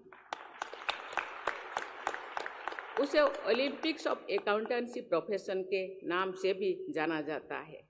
मुझे ये बताया गया है कि इस कार्यक्रम के अस्तित्व के 118 वर्षों में पहली बार ये भारत में आयोजित किया गया है, जिसमें 120 देशों का हजारों प्रतिनिधियों ने भाग लिया था। ICAI के क्षमता और सदस्य संख्या को विश्व में आदर से देखा जाता है। फिर भी हमारी फार्म्स विश्वव्यापी या बड़ी MNCH के स्तर पर नहीं पहुंची है। इस दिशा में प्रयास जारी है। मेरा मानना है कि इस प्रयास को और बल मिलेगा और अकाउंटेंसी फार्म विभिन्न क्षेत्रों में रेगुलेशंस पर ध्यान दे और लॉ फार्म्स के साथ कोलैबोरेशन करें। ये न सिर्फ ज्ञान का क्षितिज बढ़ाएगा बल्कि भारत की बढ़ती अर्थव्यवस्था को गति भी मिलेगा। अंतर्राष्ट्रीय स्तर पर आपके लिए अपना प्रभाव दर्ज करने का ये उचित अवसर भी है। आज जब देश G20 के अध्यक्ष के नाते विकसित और विकासशील देशों की मेजबानी कर रहा है, ICAI को दुनिया के best accounting principles and practices को अपनाना चाहिए। हमारी अकाउंटिंग प्रैक्टिसेस के बारे में विश्व समुदाय को बताने का ये एक अच्छा अवसर है। ऐसे प्रयासों से आपकी कार्य पद्धति में निरंतर सुधार और विकास होता रहता है। अप्रैल 2023 के महीने में GST रेवेन्यू कलेक्शन अब तक का सबसे अधिक रहा है, जो कि एक कीर्तिमान है। ये उल्लेखनीय उपलब्धि न केवल करदाताओं बल्कि आप जैसे सभी पेशेवरों की प्रतिबद्धता का परिमाण है और देश के विकास में योगदान देने के लिए दिन रात काम कर रहे हैं। ये ICAI का राष्ट्र निर्माण के एक प्रभावी भागीदार बनाता है। हमारे पूर्ववर्ती राष्ट्रपति आदरणीय अब्दुल कलाम ने आपको देश के विकास का भागीदार व पार्टनर कहा था। ये सरकार के साथ आपके प्रयास का परिणाम है कि देश में निरंतर टैक्स बेस बढ़ता जा रहा है। ज़्यादा से ज़्यादा लोग टैक्स कंप्लायंस रेजिम की तरफ जा रहे हैं। मुझे बताया गया है कि आपके कोई सुझावों के जरिए कर प्रणाली को आसान और पारदर्शी बनाया गया है। कर नियोजन अच्छा है पर कर चोरी दंडनीय है। हर नागरिक किसी न किसी रूप से कर देता है और ये चाहता है कि उसके योगदान का समुचित उपयोग हो। कोविड-19 महामारी के समय में कल्याणकारी योजनाएं चलाई गई और वैक्सीन का प्रबंध किया गया है। इसी तरह गरीबी और अनुसूचित जातियों और अनुसूचित जनजातियों के कल्याण के लिए कई योजनाएं शुरू हुई है। ऐसे संदर्भ में आप सबका ये सामाजिक दायित्व बनता है कि देश के करदाताओं को कर प्रणाली को अपनाने के लिए प्रेरित करें और उससे लाभ समझाएं। देश के विकास में आपकी भागीदारी की भूमिका तभी सार्थक होगी। मुझे विश्वास है कि आप सब अपने दायित्व का भलीभांति निर्वहन करेंगे और चार्टर्ड अकाउंटेंसी के व्यवसाय का एक पिलर ऑफ इकोनॉमिक गवर्नेंस के रूप में देखा जाएगा। आइए साझा दृष्टिकोण और मूल्यों के प्रति प्रतिबद्धता की भावना को और अधिक मजबूत बनाएं। हम सब उपलब्धियों का उत्सव मनाएं, अतीत का सम्मान करें और आगे आने वाली असीमित संभावनाओं को साकार करें। साथ मिलकर आप सभी एक ऐसे भविष्य का निर्माण करेंगे जो उज्जवल, अधिक समावेशी और विकास के असीमित अवसरों से भरा होगा। मुझे विश्वास है कि आपके संस्थान के 75 वर्षों की गौरवशाली परंपरा आप सभी के लिए आने वाले वर्षों में सर्वश्रेष्ठ बनने और देश की सेवा करने के लिए प्रेरणा सिद्ध करेगी। आप सभी को मेरे बहुत बहुत शुभकामनाएं। धन्यवाद। जय हिंद, जय Bharat.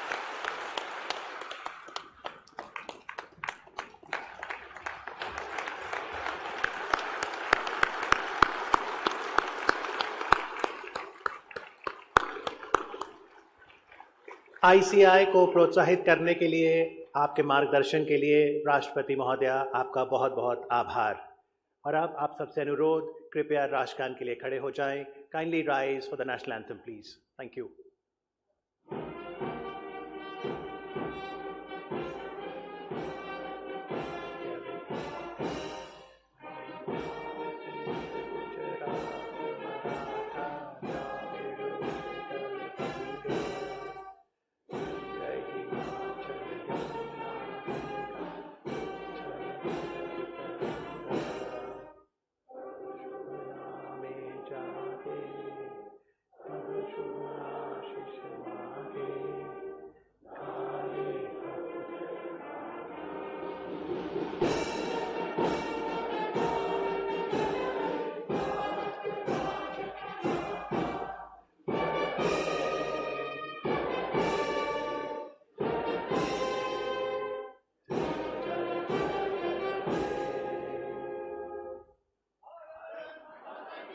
Jai.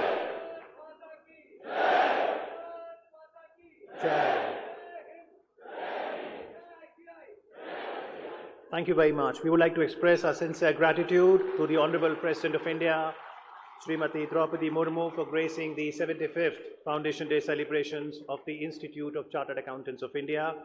And I think we all would agree that as Chartered Accountants, we are going to rededicate ourselves to the role of being a nation builder, to being a complete business solution provider, encompassing the core values of excellence, independence, integrity, and sustainability.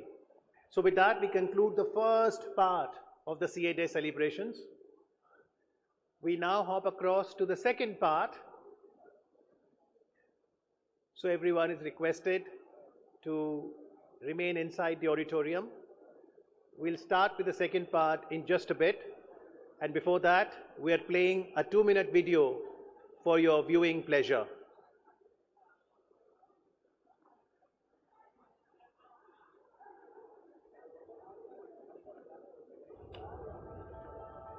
The Institute of Chartered Accountants of India was established on the 1st of July 1949, embarked on a journey to shape the future of the accounting profession in India.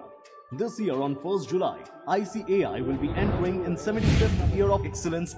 Over the past 75 years, it has grown into a revered institution thanks to our great leaders and torchbearers for their excellent efforts. From its humble beginnings, the ICAI has been built brick by brick, guided by the principle of independence, excellence and integrity. With each passing year, it has evolved to meet the ever-changing demands of the financial landscape, adapting its curriculum and standards to ensure that its members remain at the forefront of the profession. From just approximately 1,600 members and 2,000 students in 1949, ICAI has now grown to 3.8 lakhs members, more than 8 lakhs active students, 168 branches and presence in 78 global cities in 47 countries. To commemorate this significant milestone, ICAI have planned a series of engaging weekly activities throughout the year.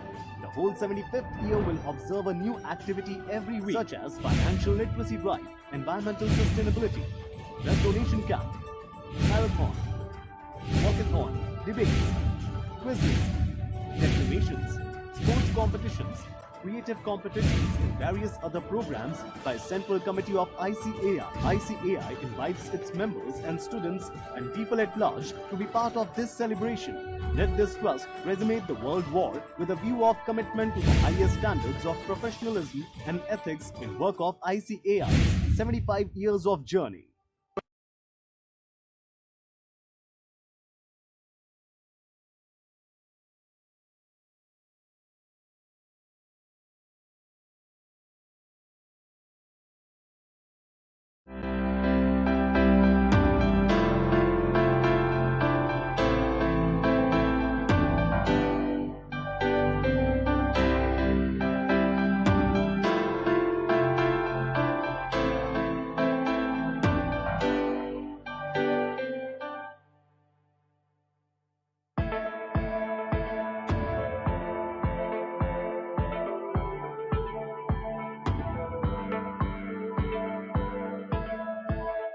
It gives me immense pleasure to announce that the Institute of Chartered Accountants of India has decided to organize its first ever Global Professional Accountants Convention, GLOPAC, on the theme Connecting the Globe, Creating Value, on November 24th to 26th, 2023 at the Mahatma Mandir, Gandhinagar in India.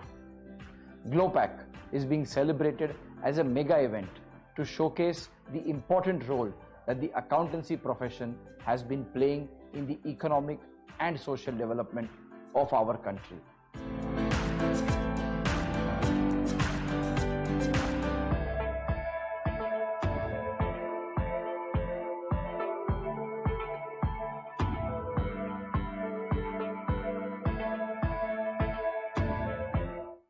Globalization has made the world one village, and the services of chartered accountant are also available globally without any boundaries.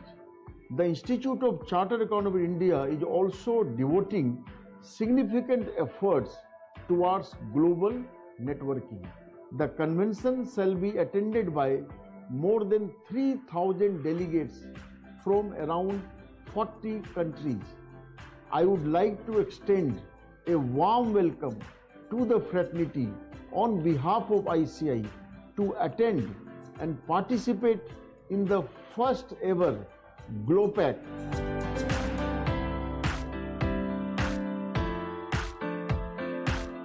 ICAI is geared up to welcome delegates from across the globe at the GLOPAC.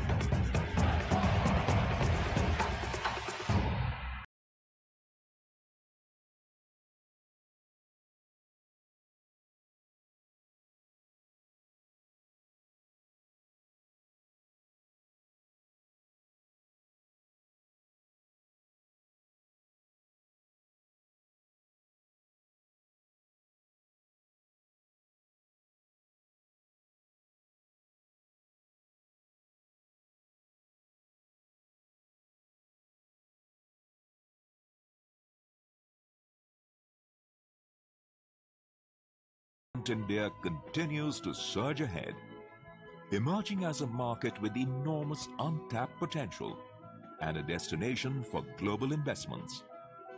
As an integral part of this growth story, the role of chartered accountants has expanded to a wider canvas, a role that is cross-functional, multidimensional, and multifaceted.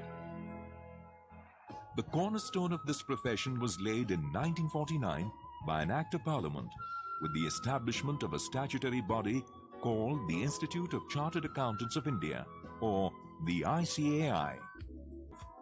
Tackling challenges being faced by key sectors of the economy, leveraging financial services sector, providing training to the officials at center and state levels in professional areas, educating investors on the nuances of the capital market, and much more. The ICAI curriculum is aptly designed by combining education, training system value-added soft skills, and personality development to produce globally competitive accounting professionals. Expanding knowledge resources, creating talent pools, nurturing young professionals. Over the years, the ICAI has played a pivotal role in formulating and implementing a host of academic initiatives aimed at keeping chartered accountants on the leading edge of business and industry. ICAI has been making ongoing contribution to quality assurance through disciplinary, peer review, and financial reporting review. These are aimed at ensuring and enhancing the quality of audit and assurance services offered by chartered accountants. ICAI is also playing an increasingly proactive role on the international front and has signed MOUs and MRAs with various accounting bodies, which entails working in tandem with each other to provide synergy. ICAI is the founder member of IFAC, CAPA, SAFA, and IN, and its members hold important positions on the boards and committees of these organizations. As India integrates with the global economy, the ICAI is playing a key role in updating Indian professionals and businesses by providing education, knowledge resources, and practical guidelines in the relevant areas. The ICAI has been constantly formulating new accounting standards as well as revising the existing ones, with the objective to bring the Indian accounting standards in line with the international accounting standards. This has a far-reaching impact on business reporting and holds enormous benefits for capital markets and the investor community.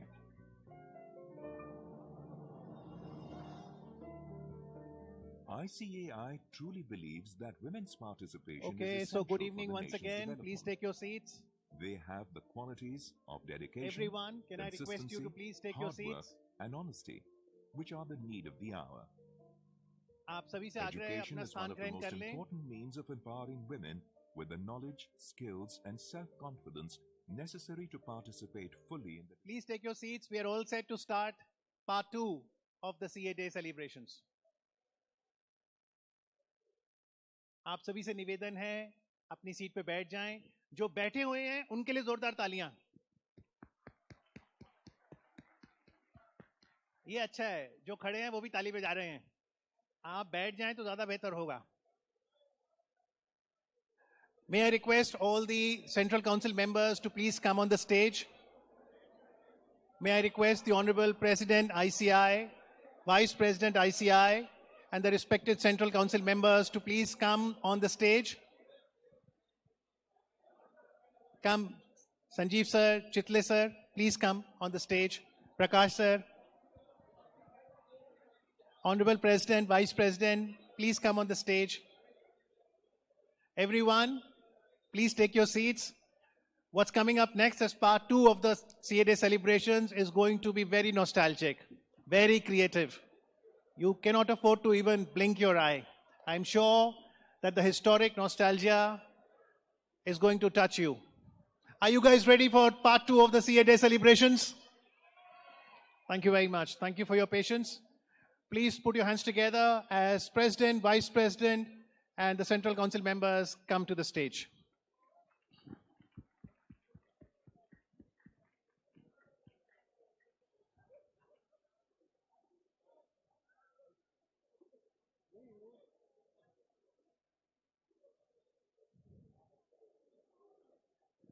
Can we have a huge round of applause for our Central Council members, please?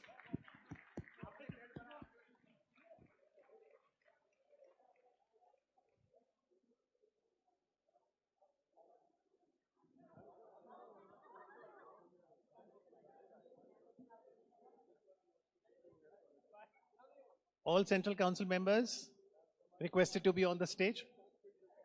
And immediate past president. All the spouses of Central Council members, please join us on stage. I think gender equality is very essential and the support from family is very critical. Can we request the better halves?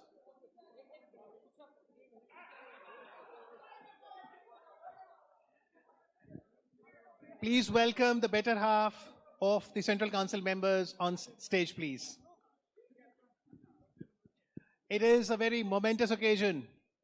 ICI entering 75th year of its establishment. Smiles all around. Welcome. Please come.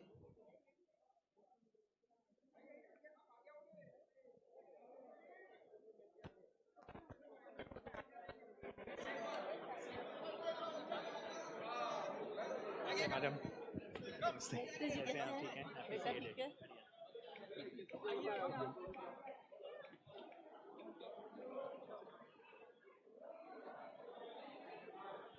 This is unprecedented. This is very nice. Thank you, everyone.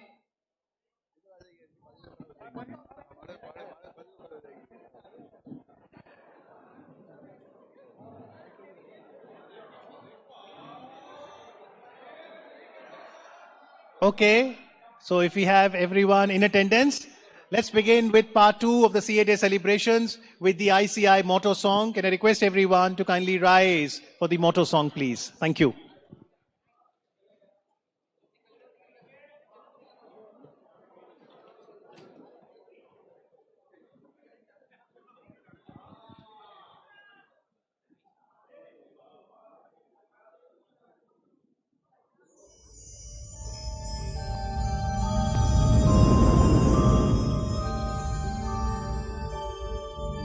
य एष सुप्तेषु जाग्रति य एष सुप्तेषु जाग्रति कामं कामं कामं कामं show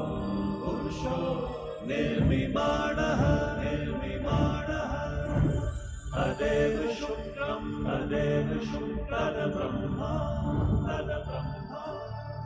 Tadevamritamuchyate Tasmin lokaha shataha Sarve tadunatyati kaschan Etadvaita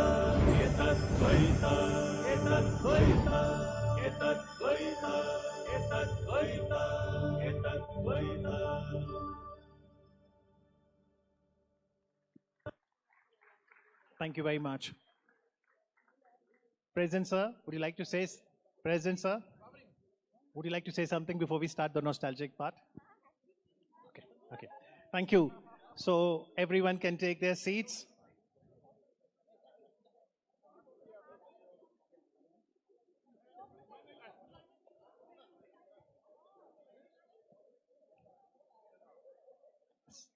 So everyone can take their seats. And we'll begin with, happy seat.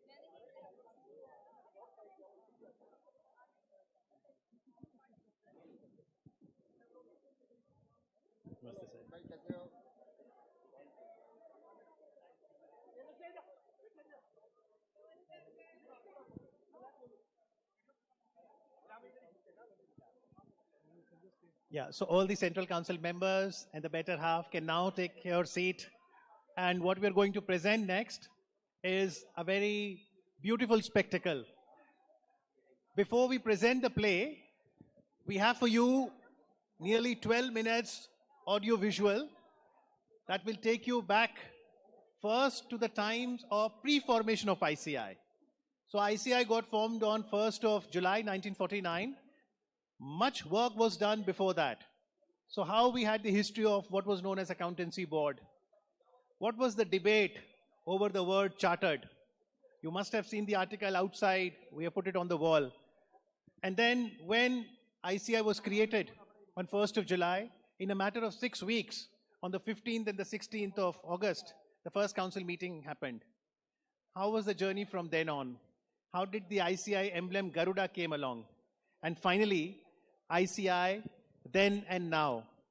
So I'm sure that this 12 minutes audio visual that is going to come on your screen in just a bit is going to capture your hearts.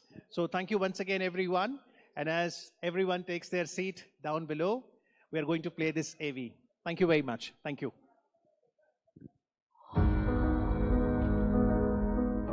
They fought long. They fought hard.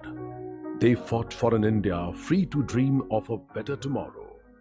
But no account of a free India is complete without an account of those who have been at the heart of those ventures, micro, small, medium or large, that freed up the potential of $1 billion. Hidden in millions of books of accounts is an inspiring saga of those who took on the heavy mantle of accountability. It's an epic full of unsung heroes, of demanding quests for everlasting values, of a body deemed so important, Parliament passed it into law even before the Constitution. An initiative so critical, it had to become nothing less than the most hallowed of institutions. The Institute of Chartered Accountants of India, ICAI.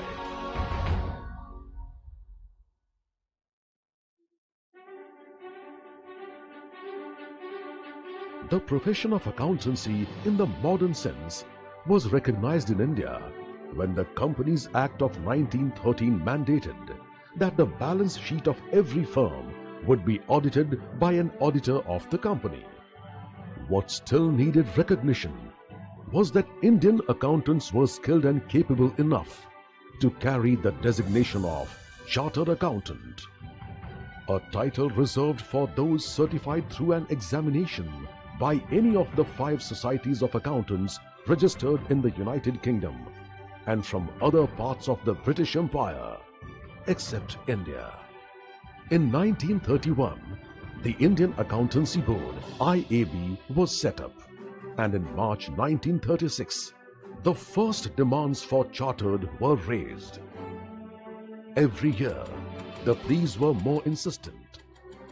From nominated members to elected, from demographic representation to meritocratic, many changes happened, but not the change to Chartered Accountant, a coveted title that carried with it the weight of responsibility, an implicit sense of higher standards and duty.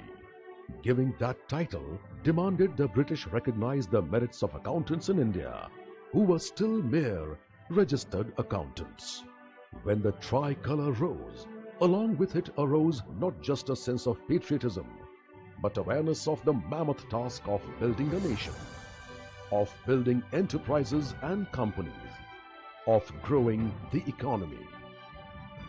The role of accountants as vital agents of accountability became even more critical. Their broad shoulders were ready, and they deserved the recognition of their skills. The IAB's determined efforts from 1945 to 1948 resulted in the formation of an accountancy expert committee comprising 5 practicing members of the profession and 4 from the government side. Their report and a draft bill they submitted recommended the designation of Chartered Accountant for all registered accountants and the formation of an Institute of Chartered Accountants to be formally incorporated through a special act of the Dominion Legislature. The bill was vetted by the Ministry of Law, and a summary was referred to the Cabinet, which concurred. It was further referred to a select committee, whose report, dated 1st March 1949, was tabled before the Dominion Legislature.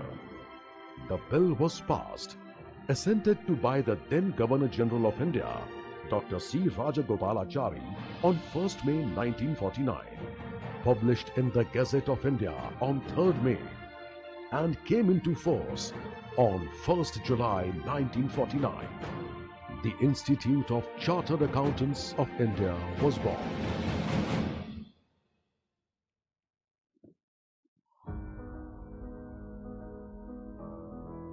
The Institute of Chartered Accountants of India held its first council meeting on the 15th and 16th of August 1949. It was a meeting not just of minds, but of visionary minds. Minds that were mindful of the fact that the decisions they took today, the priorities they set, the direction they steered, the issues and the way they debated them would decide whether we remained an institute or became an institution. Several remarkable things happened at that historic first meeting. A tone of congeniality and of goodwill was forever set when the President and the Vice President were elected unopposed. In the absence of any other nominations, I declare C.A. Kapadia and C.A. Basu elected as President and Vice President respectively. And so was the Secretary. The proposal to appoint Mr. K. Srinivasan as the first Secretary is carried unanimously. Thank you. And the members of the standing committees. A spirit of cooperation between the government and ICAI was fostered when the government offered office space for immediate use and land on a paid basis for the nascent organization's future headquarters. Let the headquarters be in Delhi for 1 year and position can be reviewed later.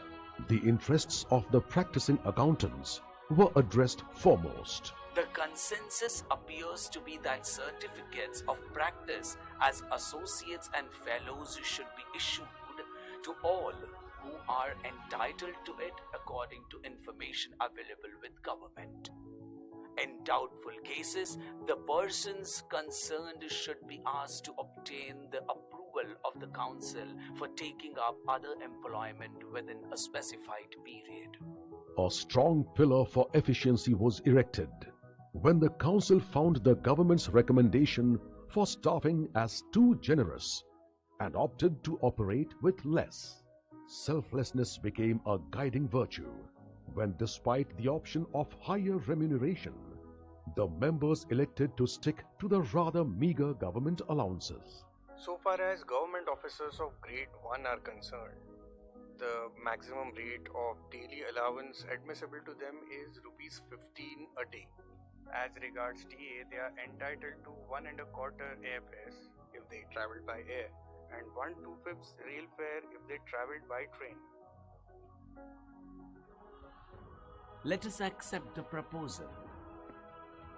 The value of frugality was strongly etched in the first ever budget, which kept expenses so low that there were funds available for the organization's growth, even with the then paltry revenues of just rupees 2,29,000. And finally, integrity, trust, responsibility, service, and cooperation were made irrevocable values of the institute when the newly elected president made his closing speech with these golden words. I have taken up the duty of the President as I was sure of the cooperation of the members of the Council. The profession has certainly to prove that it deserved the autonomy.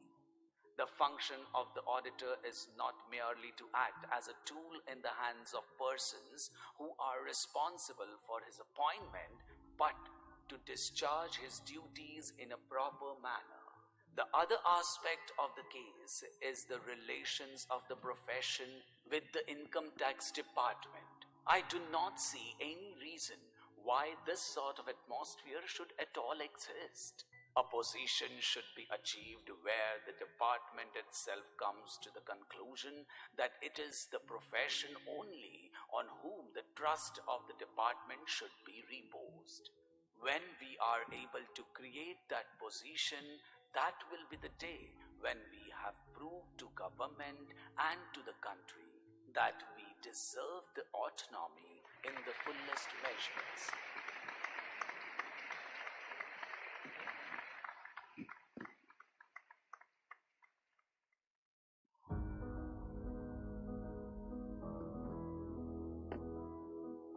In the first ever council meeting, the members deliberated that we are not to be guided by petty considerations, but by what's best for India. It was clear that we wanted to be an institution not of accountancy alone, but of nation building. These high ideals needed an emblem and a motto that would not just guide and inspire us, but remind us to wear the designation of CA as proudly as a badge of honor. In the second meeting of the Council of ICAI, held on 9th and 10th November 1949, the President CA G.P. Kapadia drew the attention of the members to folders containing designs of the proposed emblems for the institution. He also explained the reasoning for each. One design stood out, perhaps because it was specially blessed. C.A.C.S. Sastri, a member of the council and a devotee of Sri Aurobindo, sought His Holiness advice on a symbol that would capture the spirit and intent of the newly formed ICAI. Well versed in the scriptures and immensely wise, Sri Aurobindo proposed the Garuda as the symbol, and as ICAI's motto, a quotation from the Kathopanishad, Ya Esha Sukteshu Jagriti, one who is awake amongst those who are asleep. The Garuda in mythology is the Vahan of Lord Vishnu, he who sustains the world. The Garuda flies faster than thought, soars above petty considerations, and has incredible sight that misses nothing. Ya Esha Sukteshu Jagriti goes to the very heart of what a CA does, urging him to stay vigilant and guard the financial health of enterprises and the nation. We couldn't have found a symbol and a motto more appropriate or inspiring.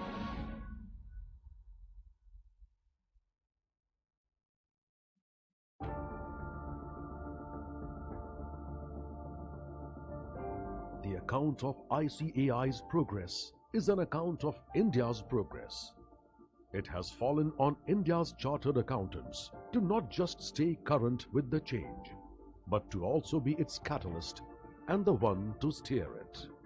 From an institute with humble beginnings, with just 15 office bearers and 5 government nominees, we had to grow in stature and become an institution like none other, one that could champion the little-known profession of chartered accountancy and make it a coveted one that could nurture talent and ensure that it was the best, one that could ensure that the profession spread its wings far and wide, one that could design the most rigorous curriculums, hold exams, hold hands, hold high the torch of integrity, one that could form policy along with the nation's policymakers, an institute that has always looked at doing more, from proudly hosting the 21st World Congress of Accountants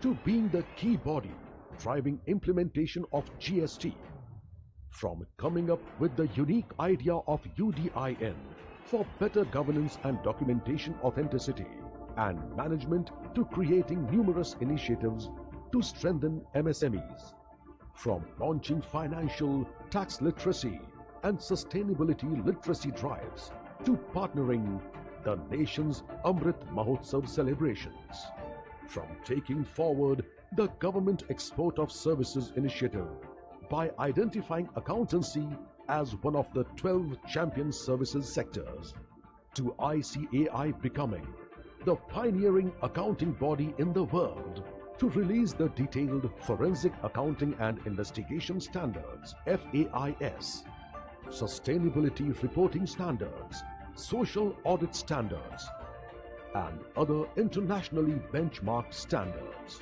An institute that has always looked to what's next. What we see is Indian chartered accountants becoming leading accounting and auditing firms across the world. We see business advisory services, including strategic consulting, risk management, forensic accounting, and other specialized areas like information systems audit to meet the diverse needs of business and society. We see an evolving curriculum that incorporates emerging fields like multidisciplinary practice, data analytics, cyber security, sustainability reporting, and more. We see a rapid acceleration in our digital transformation. We see artificial intelligence, automation, and blockchain revolutionizing the field, and India's chartered accountants adapting to this transformation quickest in the world. We see Indian chartered accountants leading with the spirit of Vishwaguru in accounting, finance, advisory, and audit functions. Today, we celebrate 75 years of ensuring an effective financial ecosystem. 75 years of excellence, independence, and integrity. 75 glorious years of building trust. 75 साल विश्वास के. ICAI 75 years.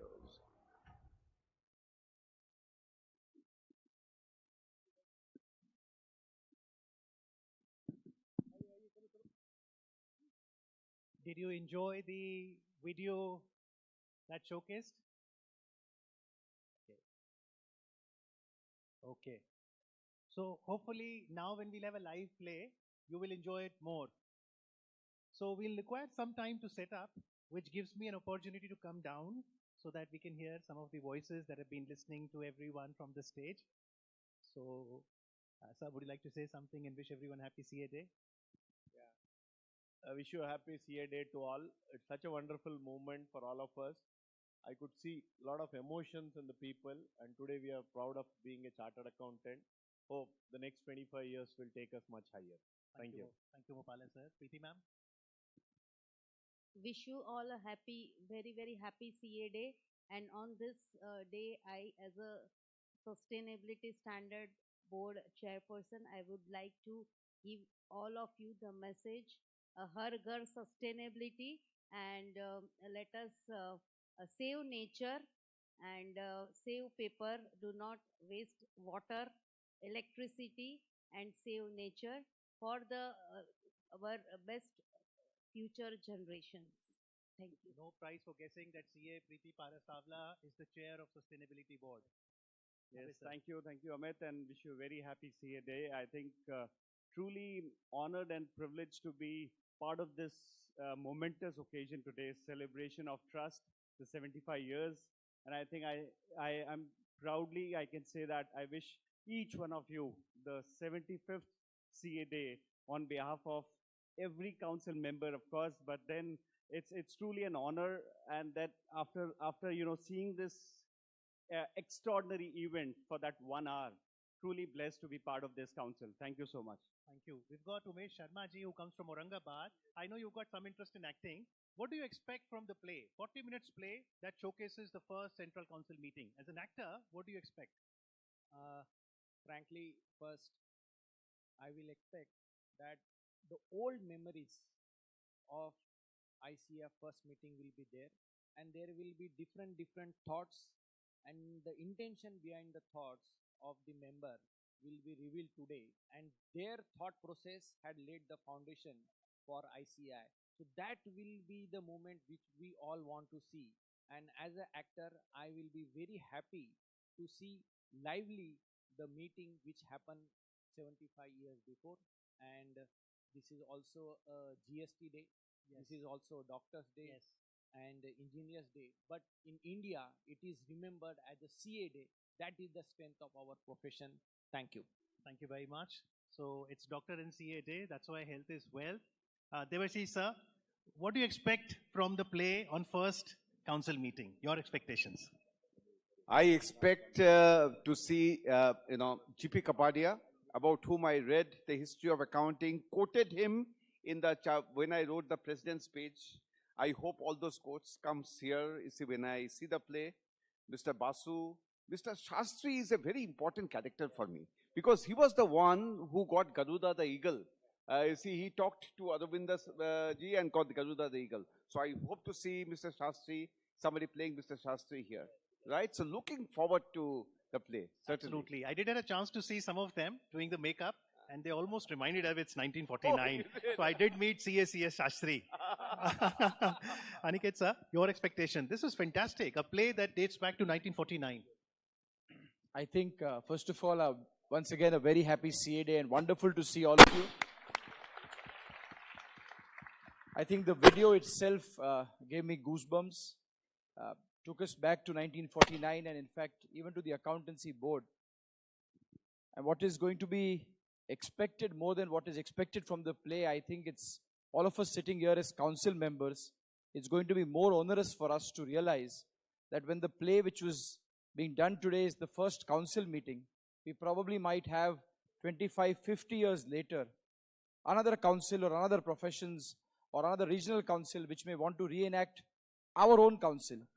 And therefore, I think it makes our tasks, and especially mine as the president of this institute, to chair a council which not only decides about today, the requirement of membership and students, but also envisions the future.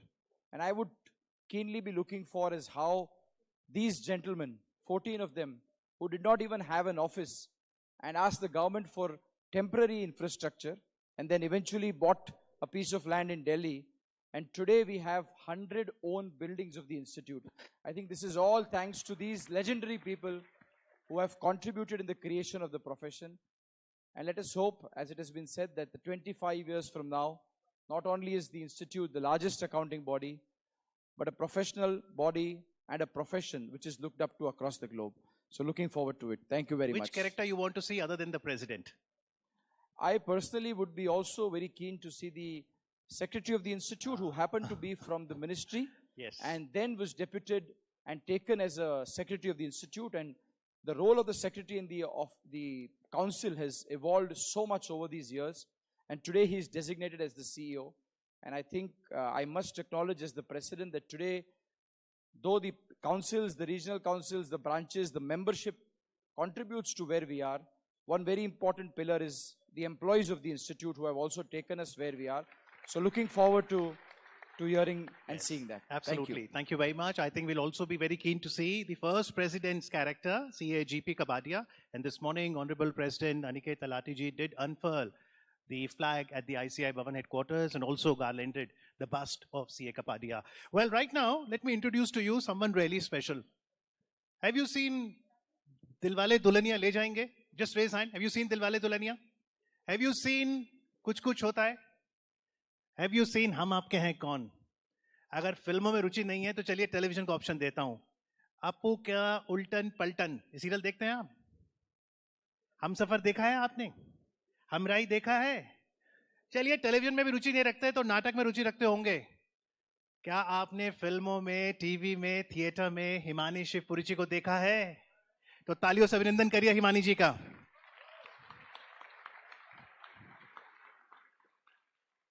Himani ji, please come on stage. Here we are. Amidst a round of applause, Himani Shivpuri, the actor who has entertained us for decades through her films, television, and theatre. Hello, good evening. Namaskar to all of you. Yes. Very happy that you are here as part of CA Day celebrations. Or I'm very happy to be part of here at this historic occasion of 75 years of the Institute of Chartered Accountants of India. I'm very happy to be here and I'm very happy to welcome all of you. आप अच्छी actor हैं. संगीत नाटक पुरस्कार भी आपको मिला है संगीत नाटक अकादमी का.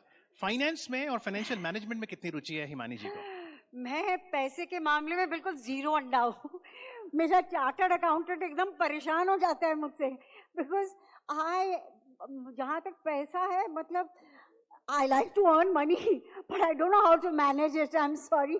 काफ़ी सारे लोग मुझे हेल्प कर रहे हैं, people like skilled people like you, but I am sorry, I am not born with the aptitude to manage money like all of you present here. But that's a talent. Would you say that new generation actors should embrace financial literacy? Of course, because I think all these younger generation of actors have become so smart.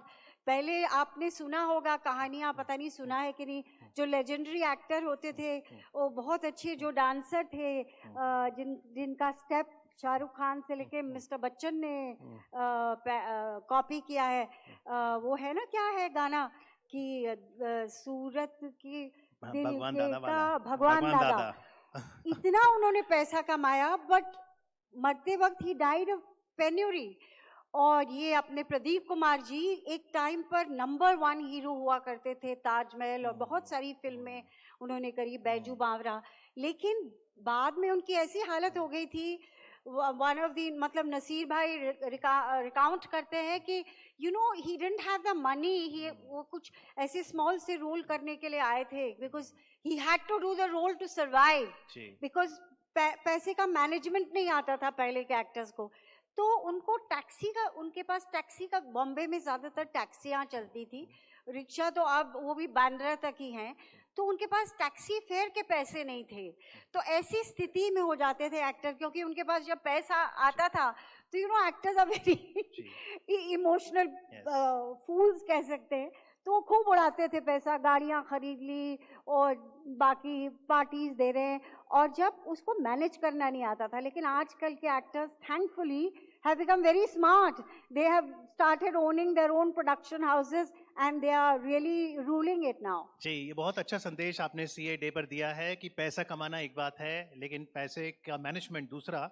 और उम्मीद है कि नई generation बचत भी करेगी, निवेश भी करेगी और पैसा ग्रो भी करेगी. इससे पहले कि आप प्ले इंट्रोड्यूस करें, कोई डायलॉग बोल के दिखा दे मुझे. तो वो डीडीएलजे वाला सीन था ना आपका, साड़ी वाला, आपने शाहरुख का जिक्र किया, वो बड़ा पसंद है. शाहरुख चाहिए उस सीन को करने के लिए, समझे?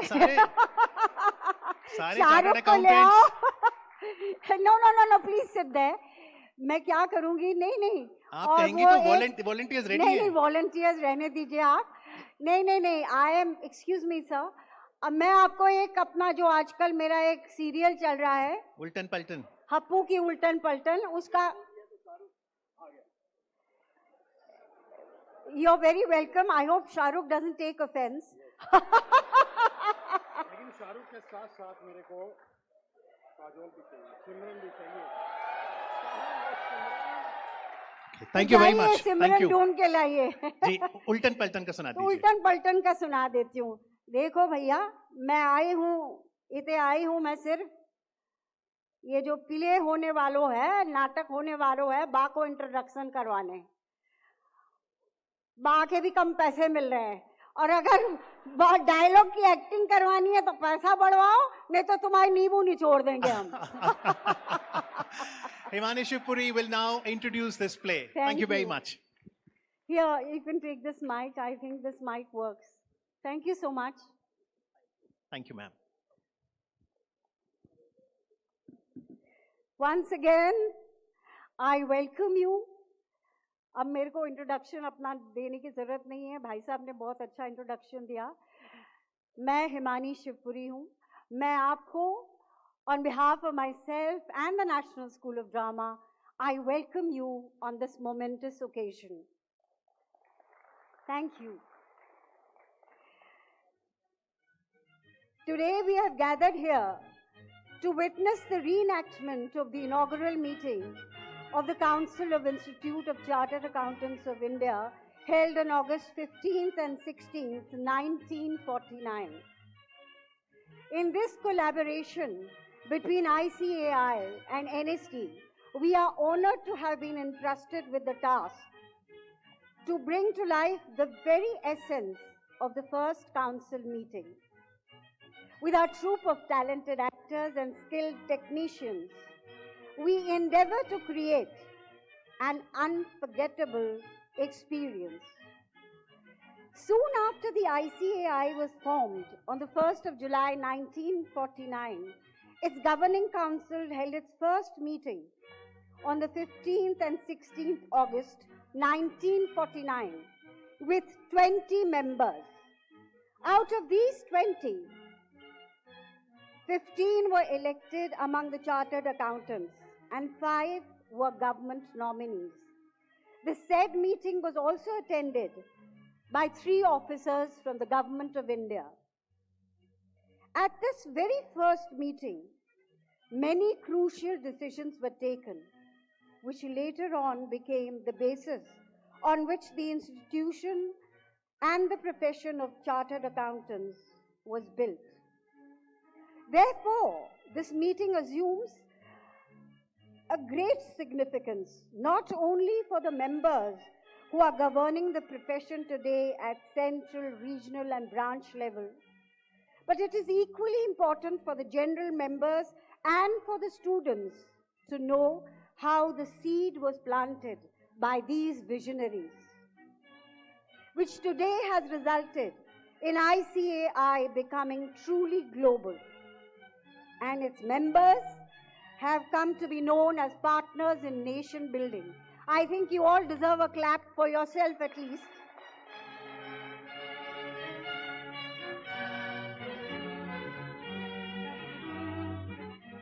On the morning of 15th August 1949, the first to arrive to the council meeting were 3 government officials. Mr. S. Ranganathan, Joint Secretary, Ministry of Commerce; Mr. K. Srinivasan, Under Secretary, Ministry of Commerce; Mr. S. Venkatraman, Officer on Special Duty, Ministry of Commerce. They came early because they had to do the last minute checkups before the meeting started. Soon after their arrival, CA G.P. Kapadia, CA M.S. Krishnaswamy, CA K.N. Gudgutia, and CA N.M. Raiji entered the meeting room.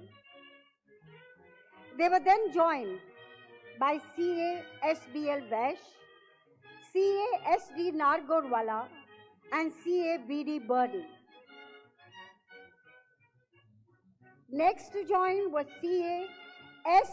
Surya Narayan Iyer, CA R.N. Rajam Iyer, CA C.S. Shastri, and CA S.N. Banerjee,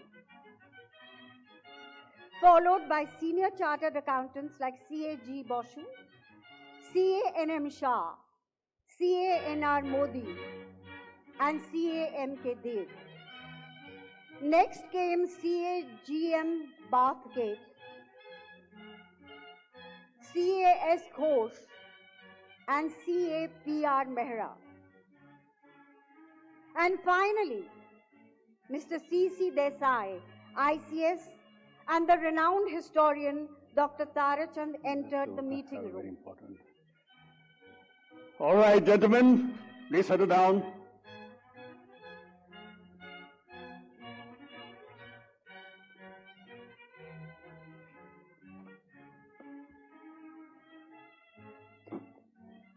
And as soon as Mr. Desai took his chair, he brought the first council meeting to order.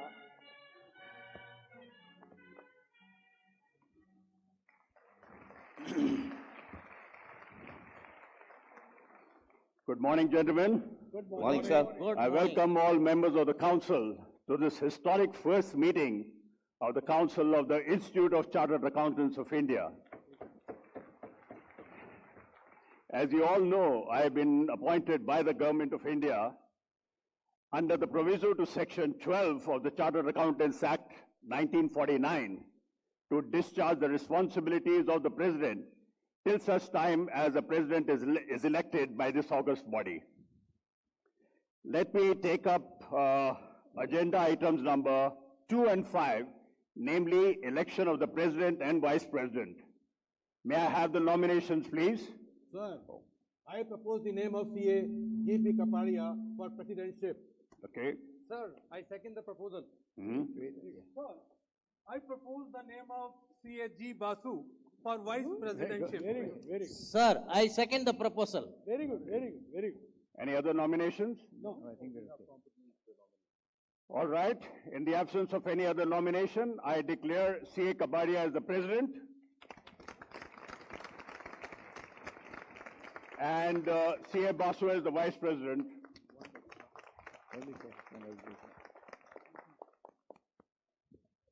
I, on behalf of Government of India, members of the Council, and on my personal behalf, would like to extend hearty congratulations to CA Kapadia and CA Basu on their election as the President and Vice President of the first Council of the Institute of Chartered Accountants of India.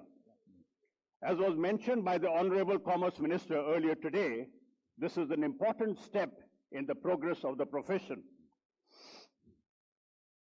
We are fortunate that we have amongst ourselves a President and Vice President who have rendered signal service to the profession and who commanded the unanimous support of the members of the Council, as well as the unanimous support of the profession outside.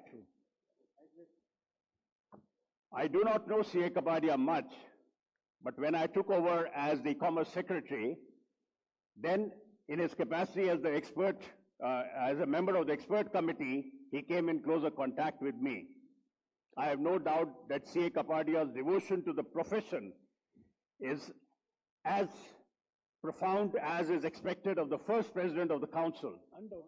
I also have no doubt that he would strain every nerve and make every possible sacrifice to attend to the work of the Council, to raise its dignity, and to advance its cause to the best of his ability. You have a worthy President in him. Indeed. My knowledge of CA Basu is a little less, but from what I saw of him on the accountancy board, I have no doubt that the two of them will form a good team and raise the dignity, status, and standard of the Institute. I now request CA Kapadia and CA Basu to take the chair. Very good. Congratulations once again. Kapadia. Congratulations, sir. So glad. Do well. Thank you. Thank you. Congratulations. Come. Congratulations, sir. Thank you, sir. Congratulations, Mr. President. Thank you. Congratulations, Mr. Vice President. Thank you. Just get my paper.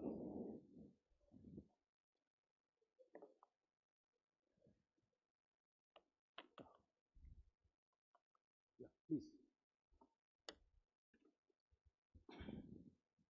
Thank you, Mr. Desai. Thank you, gentlemen.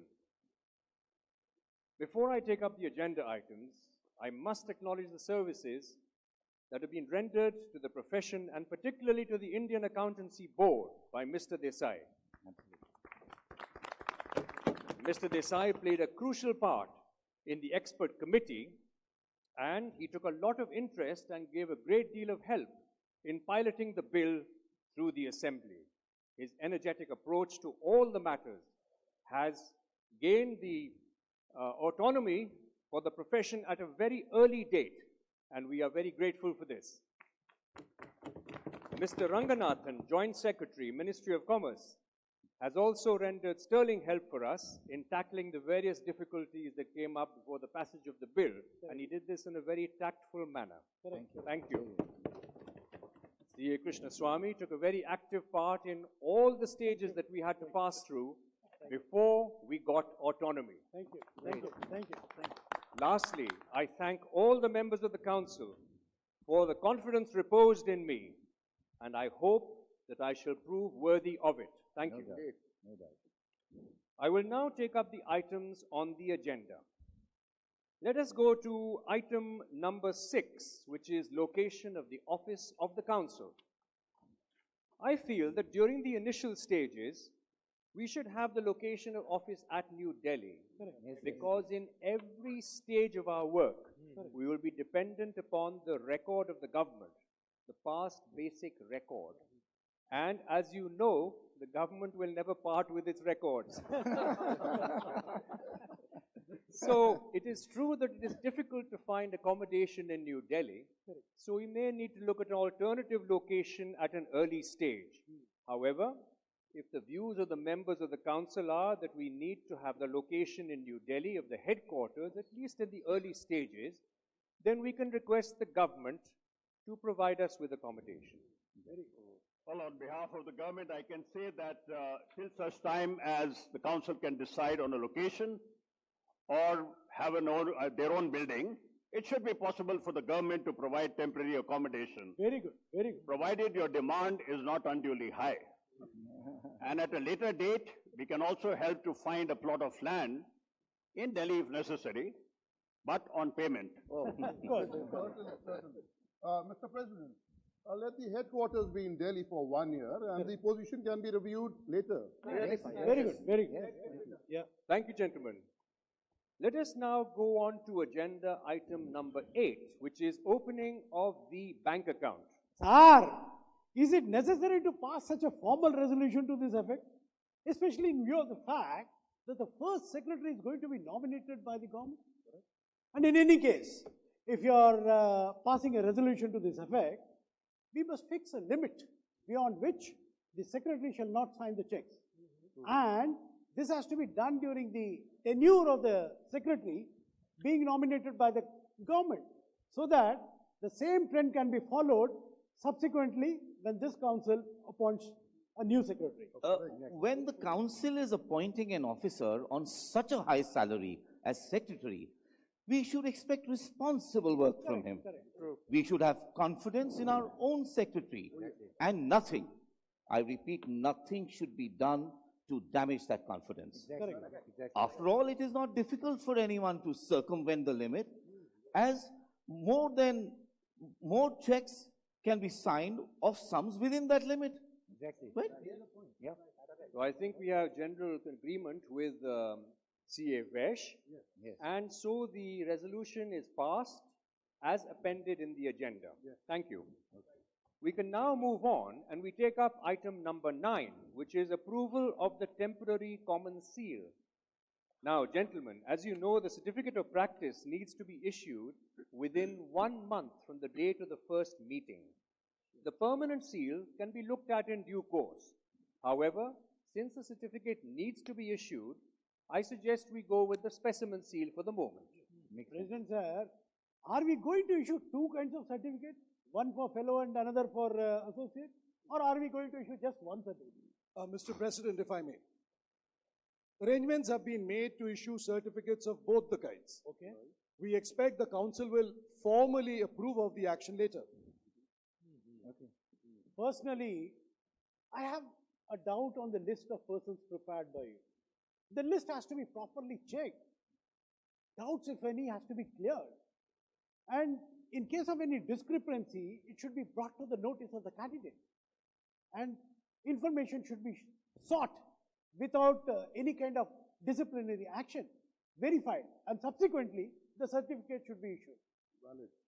Well, C.A. Krishnaswamy, the consensus appears to be that certificates of practice as associates and fellows should be issued to all those entitled to it based on the records with the government.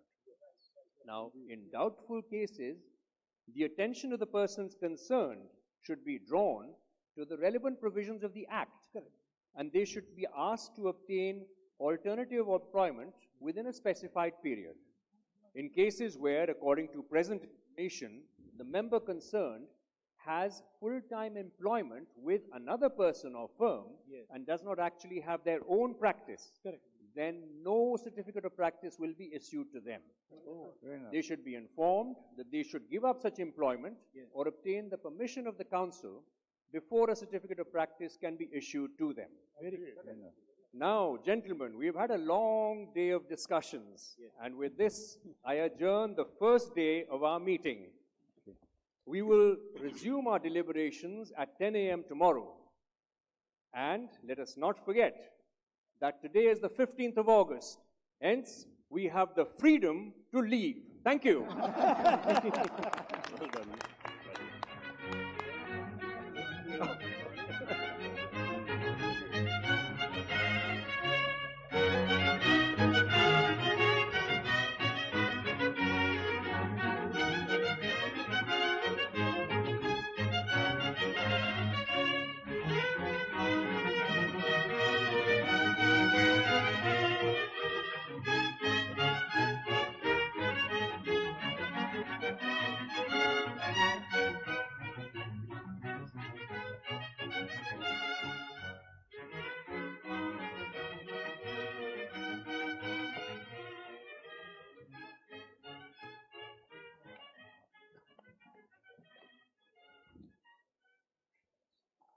Well, good morning, gentlemen. Good morning. Welcome back. Thank you. On this second day of our first meeting, I would like to start with agenda item number 7A, which is appointment of the secretary. Now, till now, we have not been able to get a definite indication from the government as to their choice in the matter. However, I would like to share some information. Mr. K. Srinivasan, Under Secretary, Ministry of Commerce, has been helping all along in the drafting of the bill as well as in the expert committee stages. And his help has really been very valuable indeed. Undoubtedly. If the government thought fit, I think they might lend us the services of Mr. Srinivasan so that he could become the first secretary of the council. Excellent idea. I would like to get the views of the council first, but I would also say that the benefits to us are that there would be continuity of policy and better help. So first the members' views, and then I would ask Mr. Desai to give his views. All of us agree that Mr. K. Srinivasan is the best choice. If government can lend his services, at least for some time. They should be able to.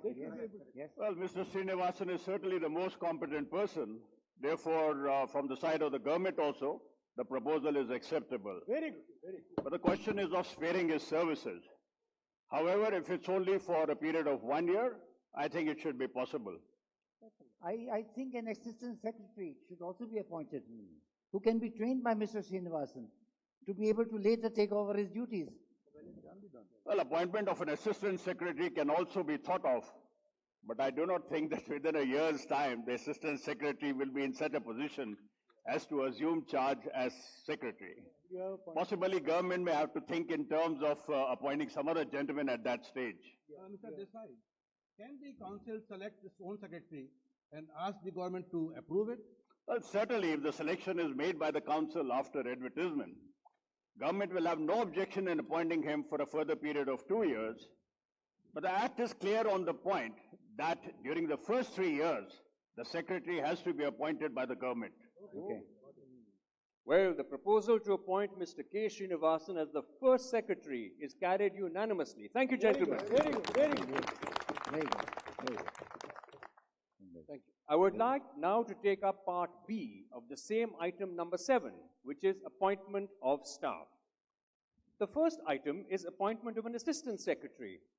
I must give some information here.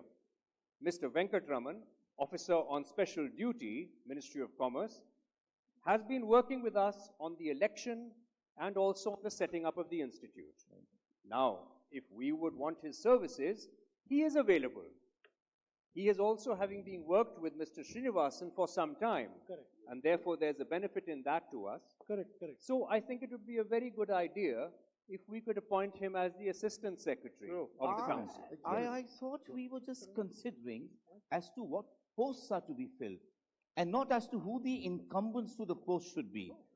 I think if suddenly names are sprung upon us like this, it would be a rather undesirable practice. No. I think we should have a committee set up to interview the candidates and choose the best man available. Mr. Srinivasan's case is entirely different. Each one of us knows what useful service he's rendered to us, and that without his help and support, it would have been practically impossible to draw up and formalize the Chartered Accountants Act. Yes, absolutely. Yes. I support the views of Siavesh. Gentlemen, quite apart from the question of appointing an assistant secretary, may I know whether the proposal placed in front of the council is for the minimum staff necessary, and who has drawn up this list? Well, the list was prepared by the government based on the experience of the working of the accountancy board and the work that will devolve on the council in view of the provisions in the act. In the opinion of the government, this is the minimum staff required to run the council. The staff is rather excessive. I also feel that the staff is rather excessive. I think Mr. President, if I may, please. Actually, a bigger staff was employed then, but after the elections to the council was over, it was anticipated that the volume of work will be slightly less than what it has been in the past few months. Gentlemen, this is the government's expression of opinion. There's nothing to prevent the council after a little while to say that the staff is too high and the number will be reduced. Since the council is not going to make these posts on the permanent basis today, I think there's no difficulty in accepting it tentatively. And after 6 months, when the executive committee meets, they can review it and consider the position again. Exactly, yeah, that's a good idea. Very valid. Yeah. Well, I think the House agrees with Mr. Ranganathan's views unanimously. Thank you. Yes. I will now take up item number 11 of the agenda. That is, remuneration of the President, Vice President, and the members of the Council to be approved by the government. The word remuneration should be changed to allowances. Mr. Krishnaswamy, I do agree. However, since this matter is for decision by the government, I would like to ask Mr. Desai for his own views. Okay. Well, you may call it allowances instead of remuneration, but the allowances should be those as are admissible to government officers. But whether they should be higher or lower is for the members to decide. Mr. President, if I may. Please. So far as the government officers of grade 1 are concerned, the maximum rate of daily allowances admissible to them is rupees 15 a day. As regards TA, they are allowed and entitled to 1 1/4 airfares if they travel by air, and 1/2 rail fare if they travel by train. Let us accept the proposal. Okay. Let me now go on to item number 12, which is amendment to Regulation 28 of the Chartered Accountants Regulations 1949. Now let me read out the note given with the agenda papers. You have this in your folder. Representations have been made that the answer papers in the recent final RA examination were not properly valued. Since provision has been made in the regulations for re-examinations, it would be advisable to give effect to it retrospectively. The suggested amendment approved by government is attached. Mr. President, I'm not in favor of this amendment. Such a provision is not salutary to this council. To my knowledge, the examiners have just done that job satisfactorily. That's all. No, I don't agree. Well, C.A. Krishnaswamy, while these rules were being drafted, a provision was made for the transition period. Several things which were not in the earlier rules were actually added in the new rules and in the Act. In fact, an advantageous position was created for those people taking the examination after the institute was set up. But I do feel it is wrong and unfair to exclude deserving candidates. True. Now, I do not agree that there is something wrong. But if there is anything wrong and the examination valuation is incorrect, in that case, it will not be proper to exclude such cases just because the question was asked at the time of the setting up of the institute. Exactly. Had the institute not been set up and the act not been passed, the government itself might have chosen to amend the rules. Yeah. Mr. Kapadia, the objective is to maintain a very high standard in the profession. Exactly. And there should be no question of re-examination if the papers have been marked and passed. This should not go in at all. I agree with CA Basket on maintaining the highest standards in the profession. Correct. However, I'm not aware of Regulation 28.3, and I too oppose it in principle.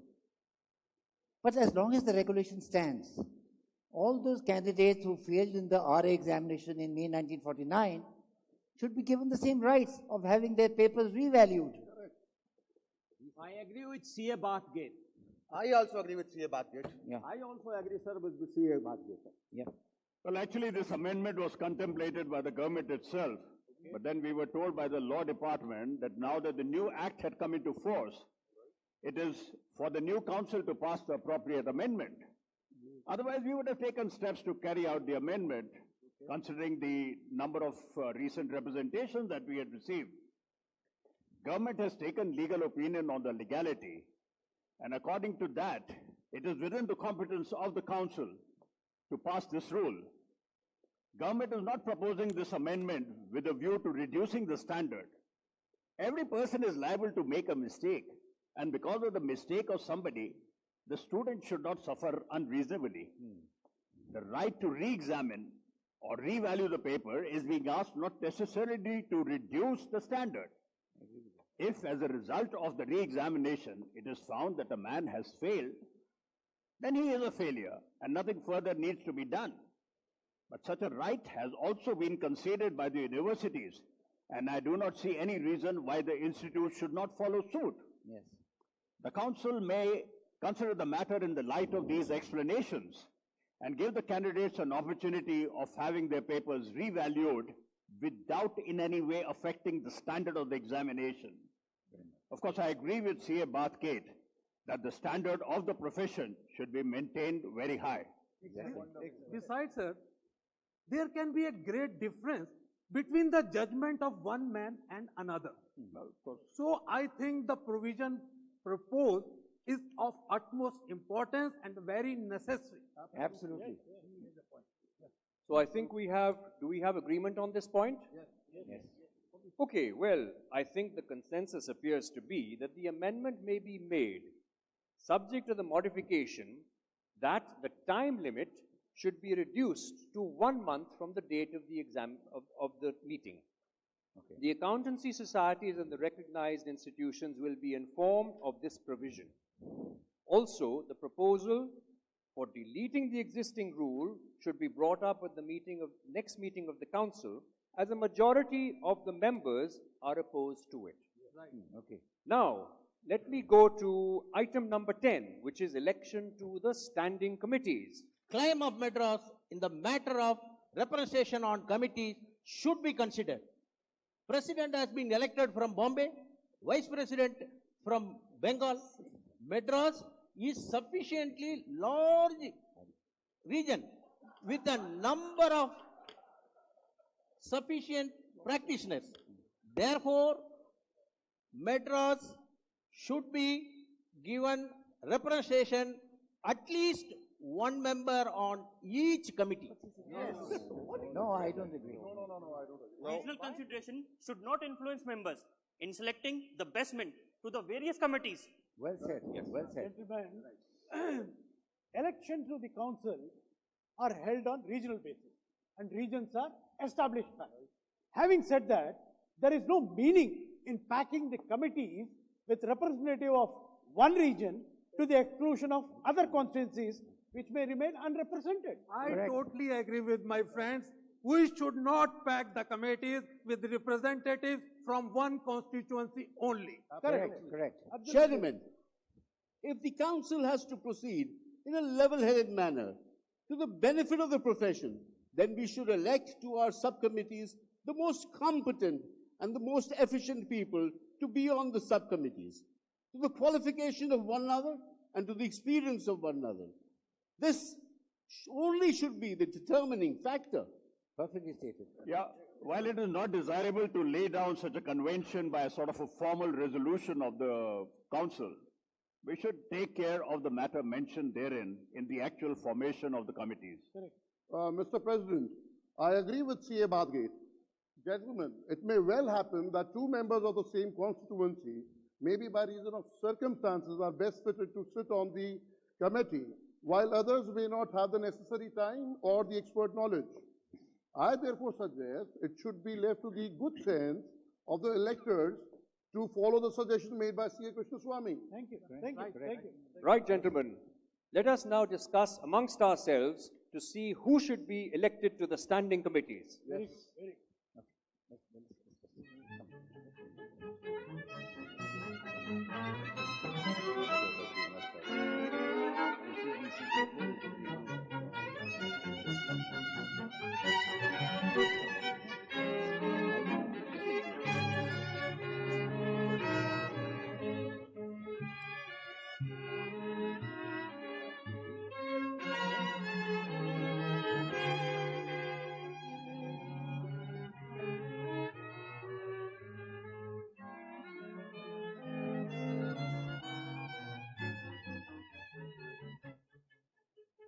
Well, let me now announce the names of members elected to the various standing committees. Thank you, gentlemen, for the slips.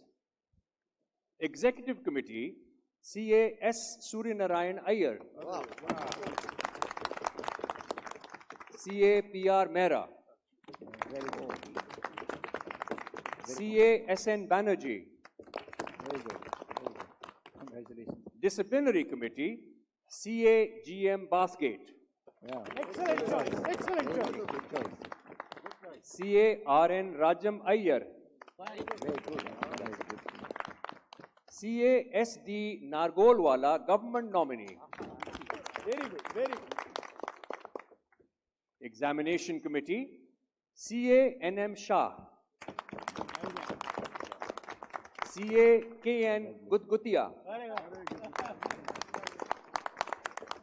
And C.A. C.S. Sastry. Shastri Garu. Shastri Garu. Congratulations, gentlemen. I am happy that all elections have been unanimous. Correct. Now, Mr. Srinivasan has prepared a note, and I wanted the opinion of the House as to whether the matters should be discussed by the President, by the Executive Committee, or by the Council as a whole. Mr. Srinivasan. Thank you, Mr. President. The first item relates to the mode of payment to the Council.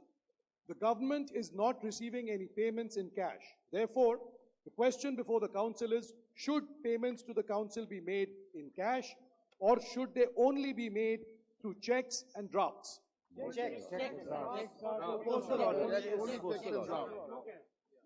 Well, I think the consensus is that all payments should be made only by checks, drafts, or postal orders, and that too in favor of the Secretary of the Institute. Wonderful. No cash payment whatsoever should be received. The second note is on whether the Council should issue certificates of practice as fellows straight away.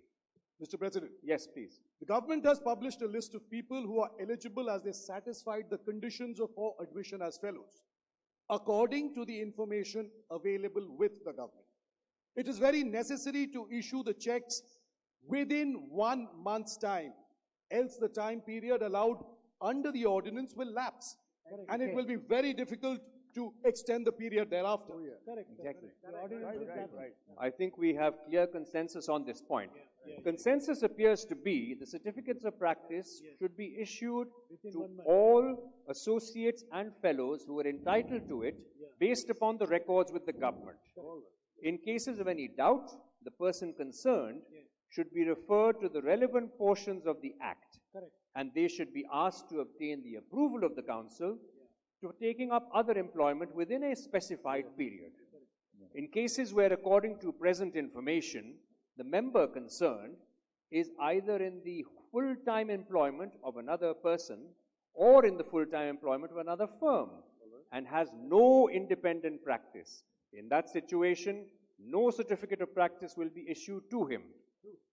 He should be informed that he should give up such employment or obtain the approval of the council for the certificate of practice to be issued to him. Mr. Kapadia, if during the hiatus it is found that someone is not entitled to a certificate, it is the articled clerk who will suffer. Mr. President, if I may, please. Sir, provision has been made in the regulations to consider individual cases, so that in case an error has been made by the council in a hurry, it can be rectified without the articled clerks being made to suffer. Excellent. Thank you, Mr. Srinivasan. The third note is on approval of the budget estimates. Mr. Srinivasan. Thank you, sir. So we prepared the estimates for the remainder of the financial year ending 31st March 1950 on the basis that there will be a separate secretary and a separate assistant secretary. You all have the agenda papers in your folders and the figures are there, but I shall repeat it for the benefit of the minutes. The figures for expenditure are salary and allowances rupees 46,500, TA rupees 20,000, postage rupees 3,000, stationery and printing rupees 6,000, rent 3,500, contingencies 6,000, provident fund etc. rupees 6,000, auditing rupees 1,000, examination expenses rupees 25,000, which then brings to a total of rupees 1,17,000. As against this expenditure, the receipts are estimated as follows. Fellowship and associates 1,08,000. Adding to that the fees already received 7,000, that makes a total of 1,15,000. New enrollment fees which are expected 15,000. Certificate of practice for associates 12,000. For fellows 40,800. Registration of articles 4,500. Examination fees 40,000. Recognition of institution fees 750. Sale of publications 350. And therefore a total of rupees 2,29,000. Now please note that the income of the subsequent years will not be as high as rupees 2,29,000 as the estimate of this year. So therefore the income for the next year may be put at about rupees 1,60,000 and the total annual expenditure will come to about rupees 1,80,000. Gentlemen, the executive committee can be asked to go into the financial implications of the budget and report to the next council meeting. Absolutely. In the meantime, the estimates prepared by the government may be approved for the balance of the current financial year. Correct. Very good. Agreed. Let us now discuss the telegraphic address for the institute, installation of telephone, post box, and appointment of the solicitor or legal advisor. Now, we may have the registered address as CICA, which stands for Council of Institute of Chartered Accountants. Brilliant. And if this address is not available, we can go for an alternative address. I think it should be available. We will give one telephone to the office of the secretary with an extension to the president's room and another telephone at the residence of the secretary. In addition, we will also get a post box for the council. Correct. Now, for the solicitor and or legal advisor, Mr. Srinivasan.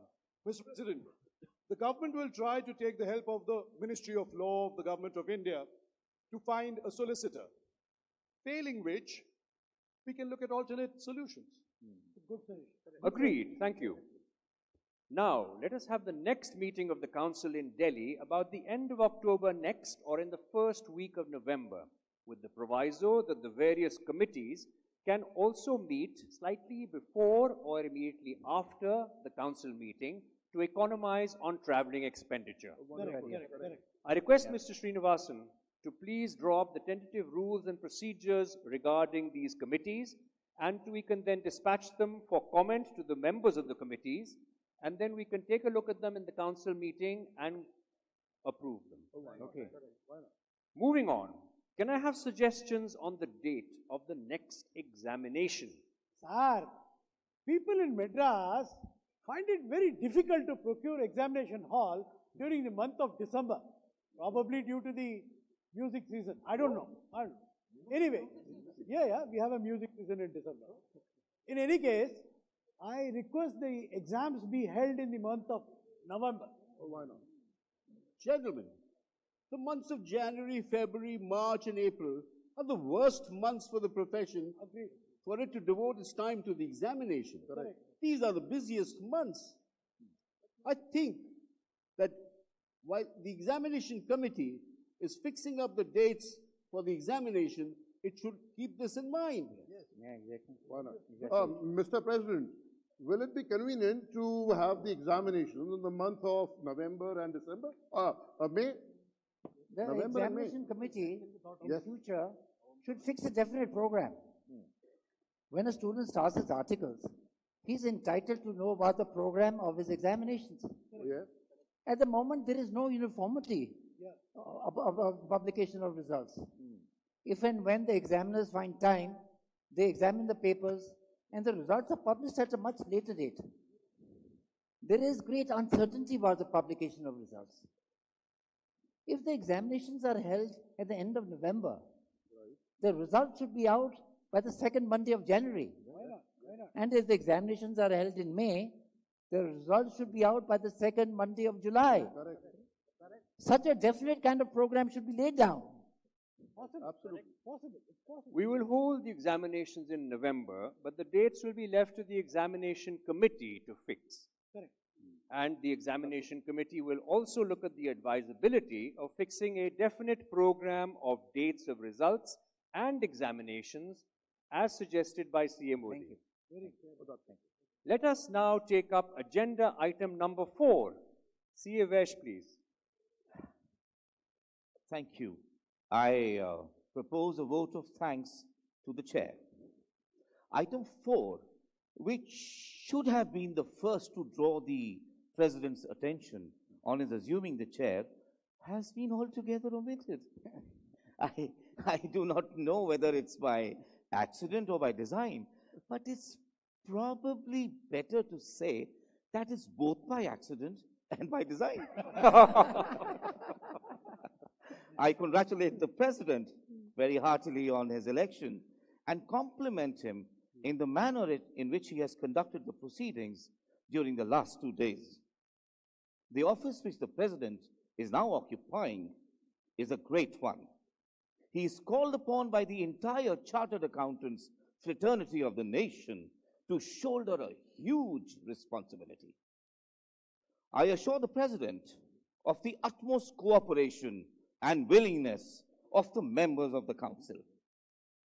It is true that we have got what we wanted, but it is now for us to prove that we deserve what we got. Great. Well said. Bravo.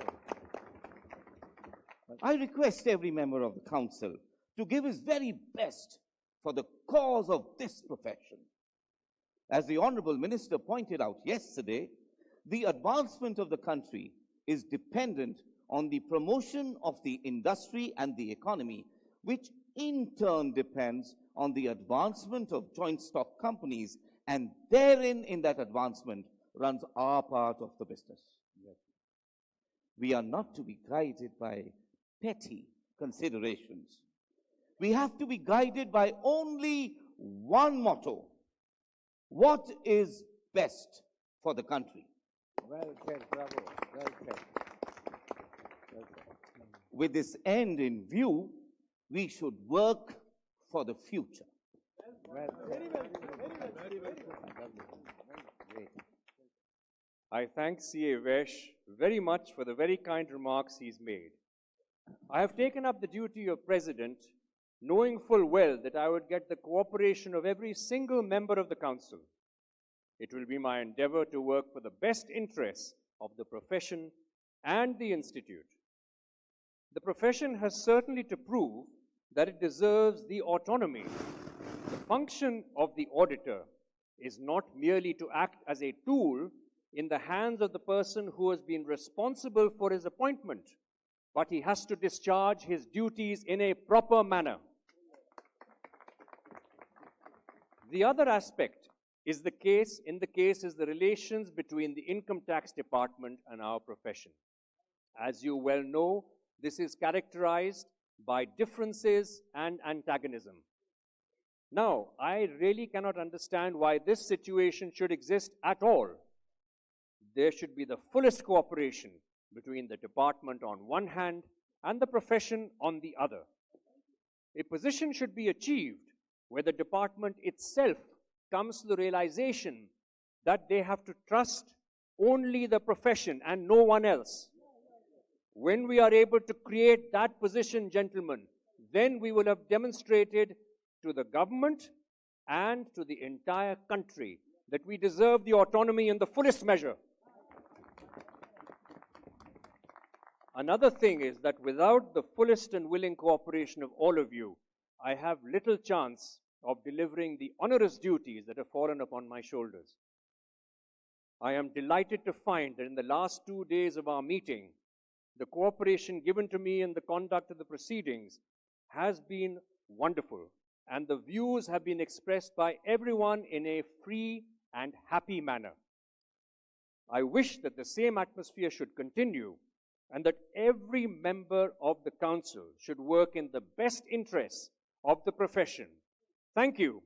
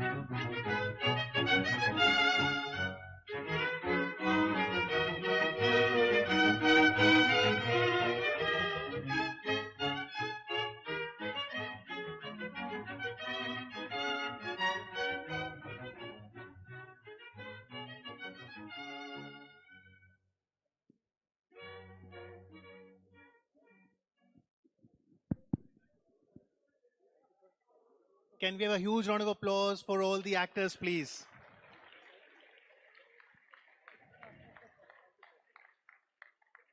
Let me quickly introduce each of the characters.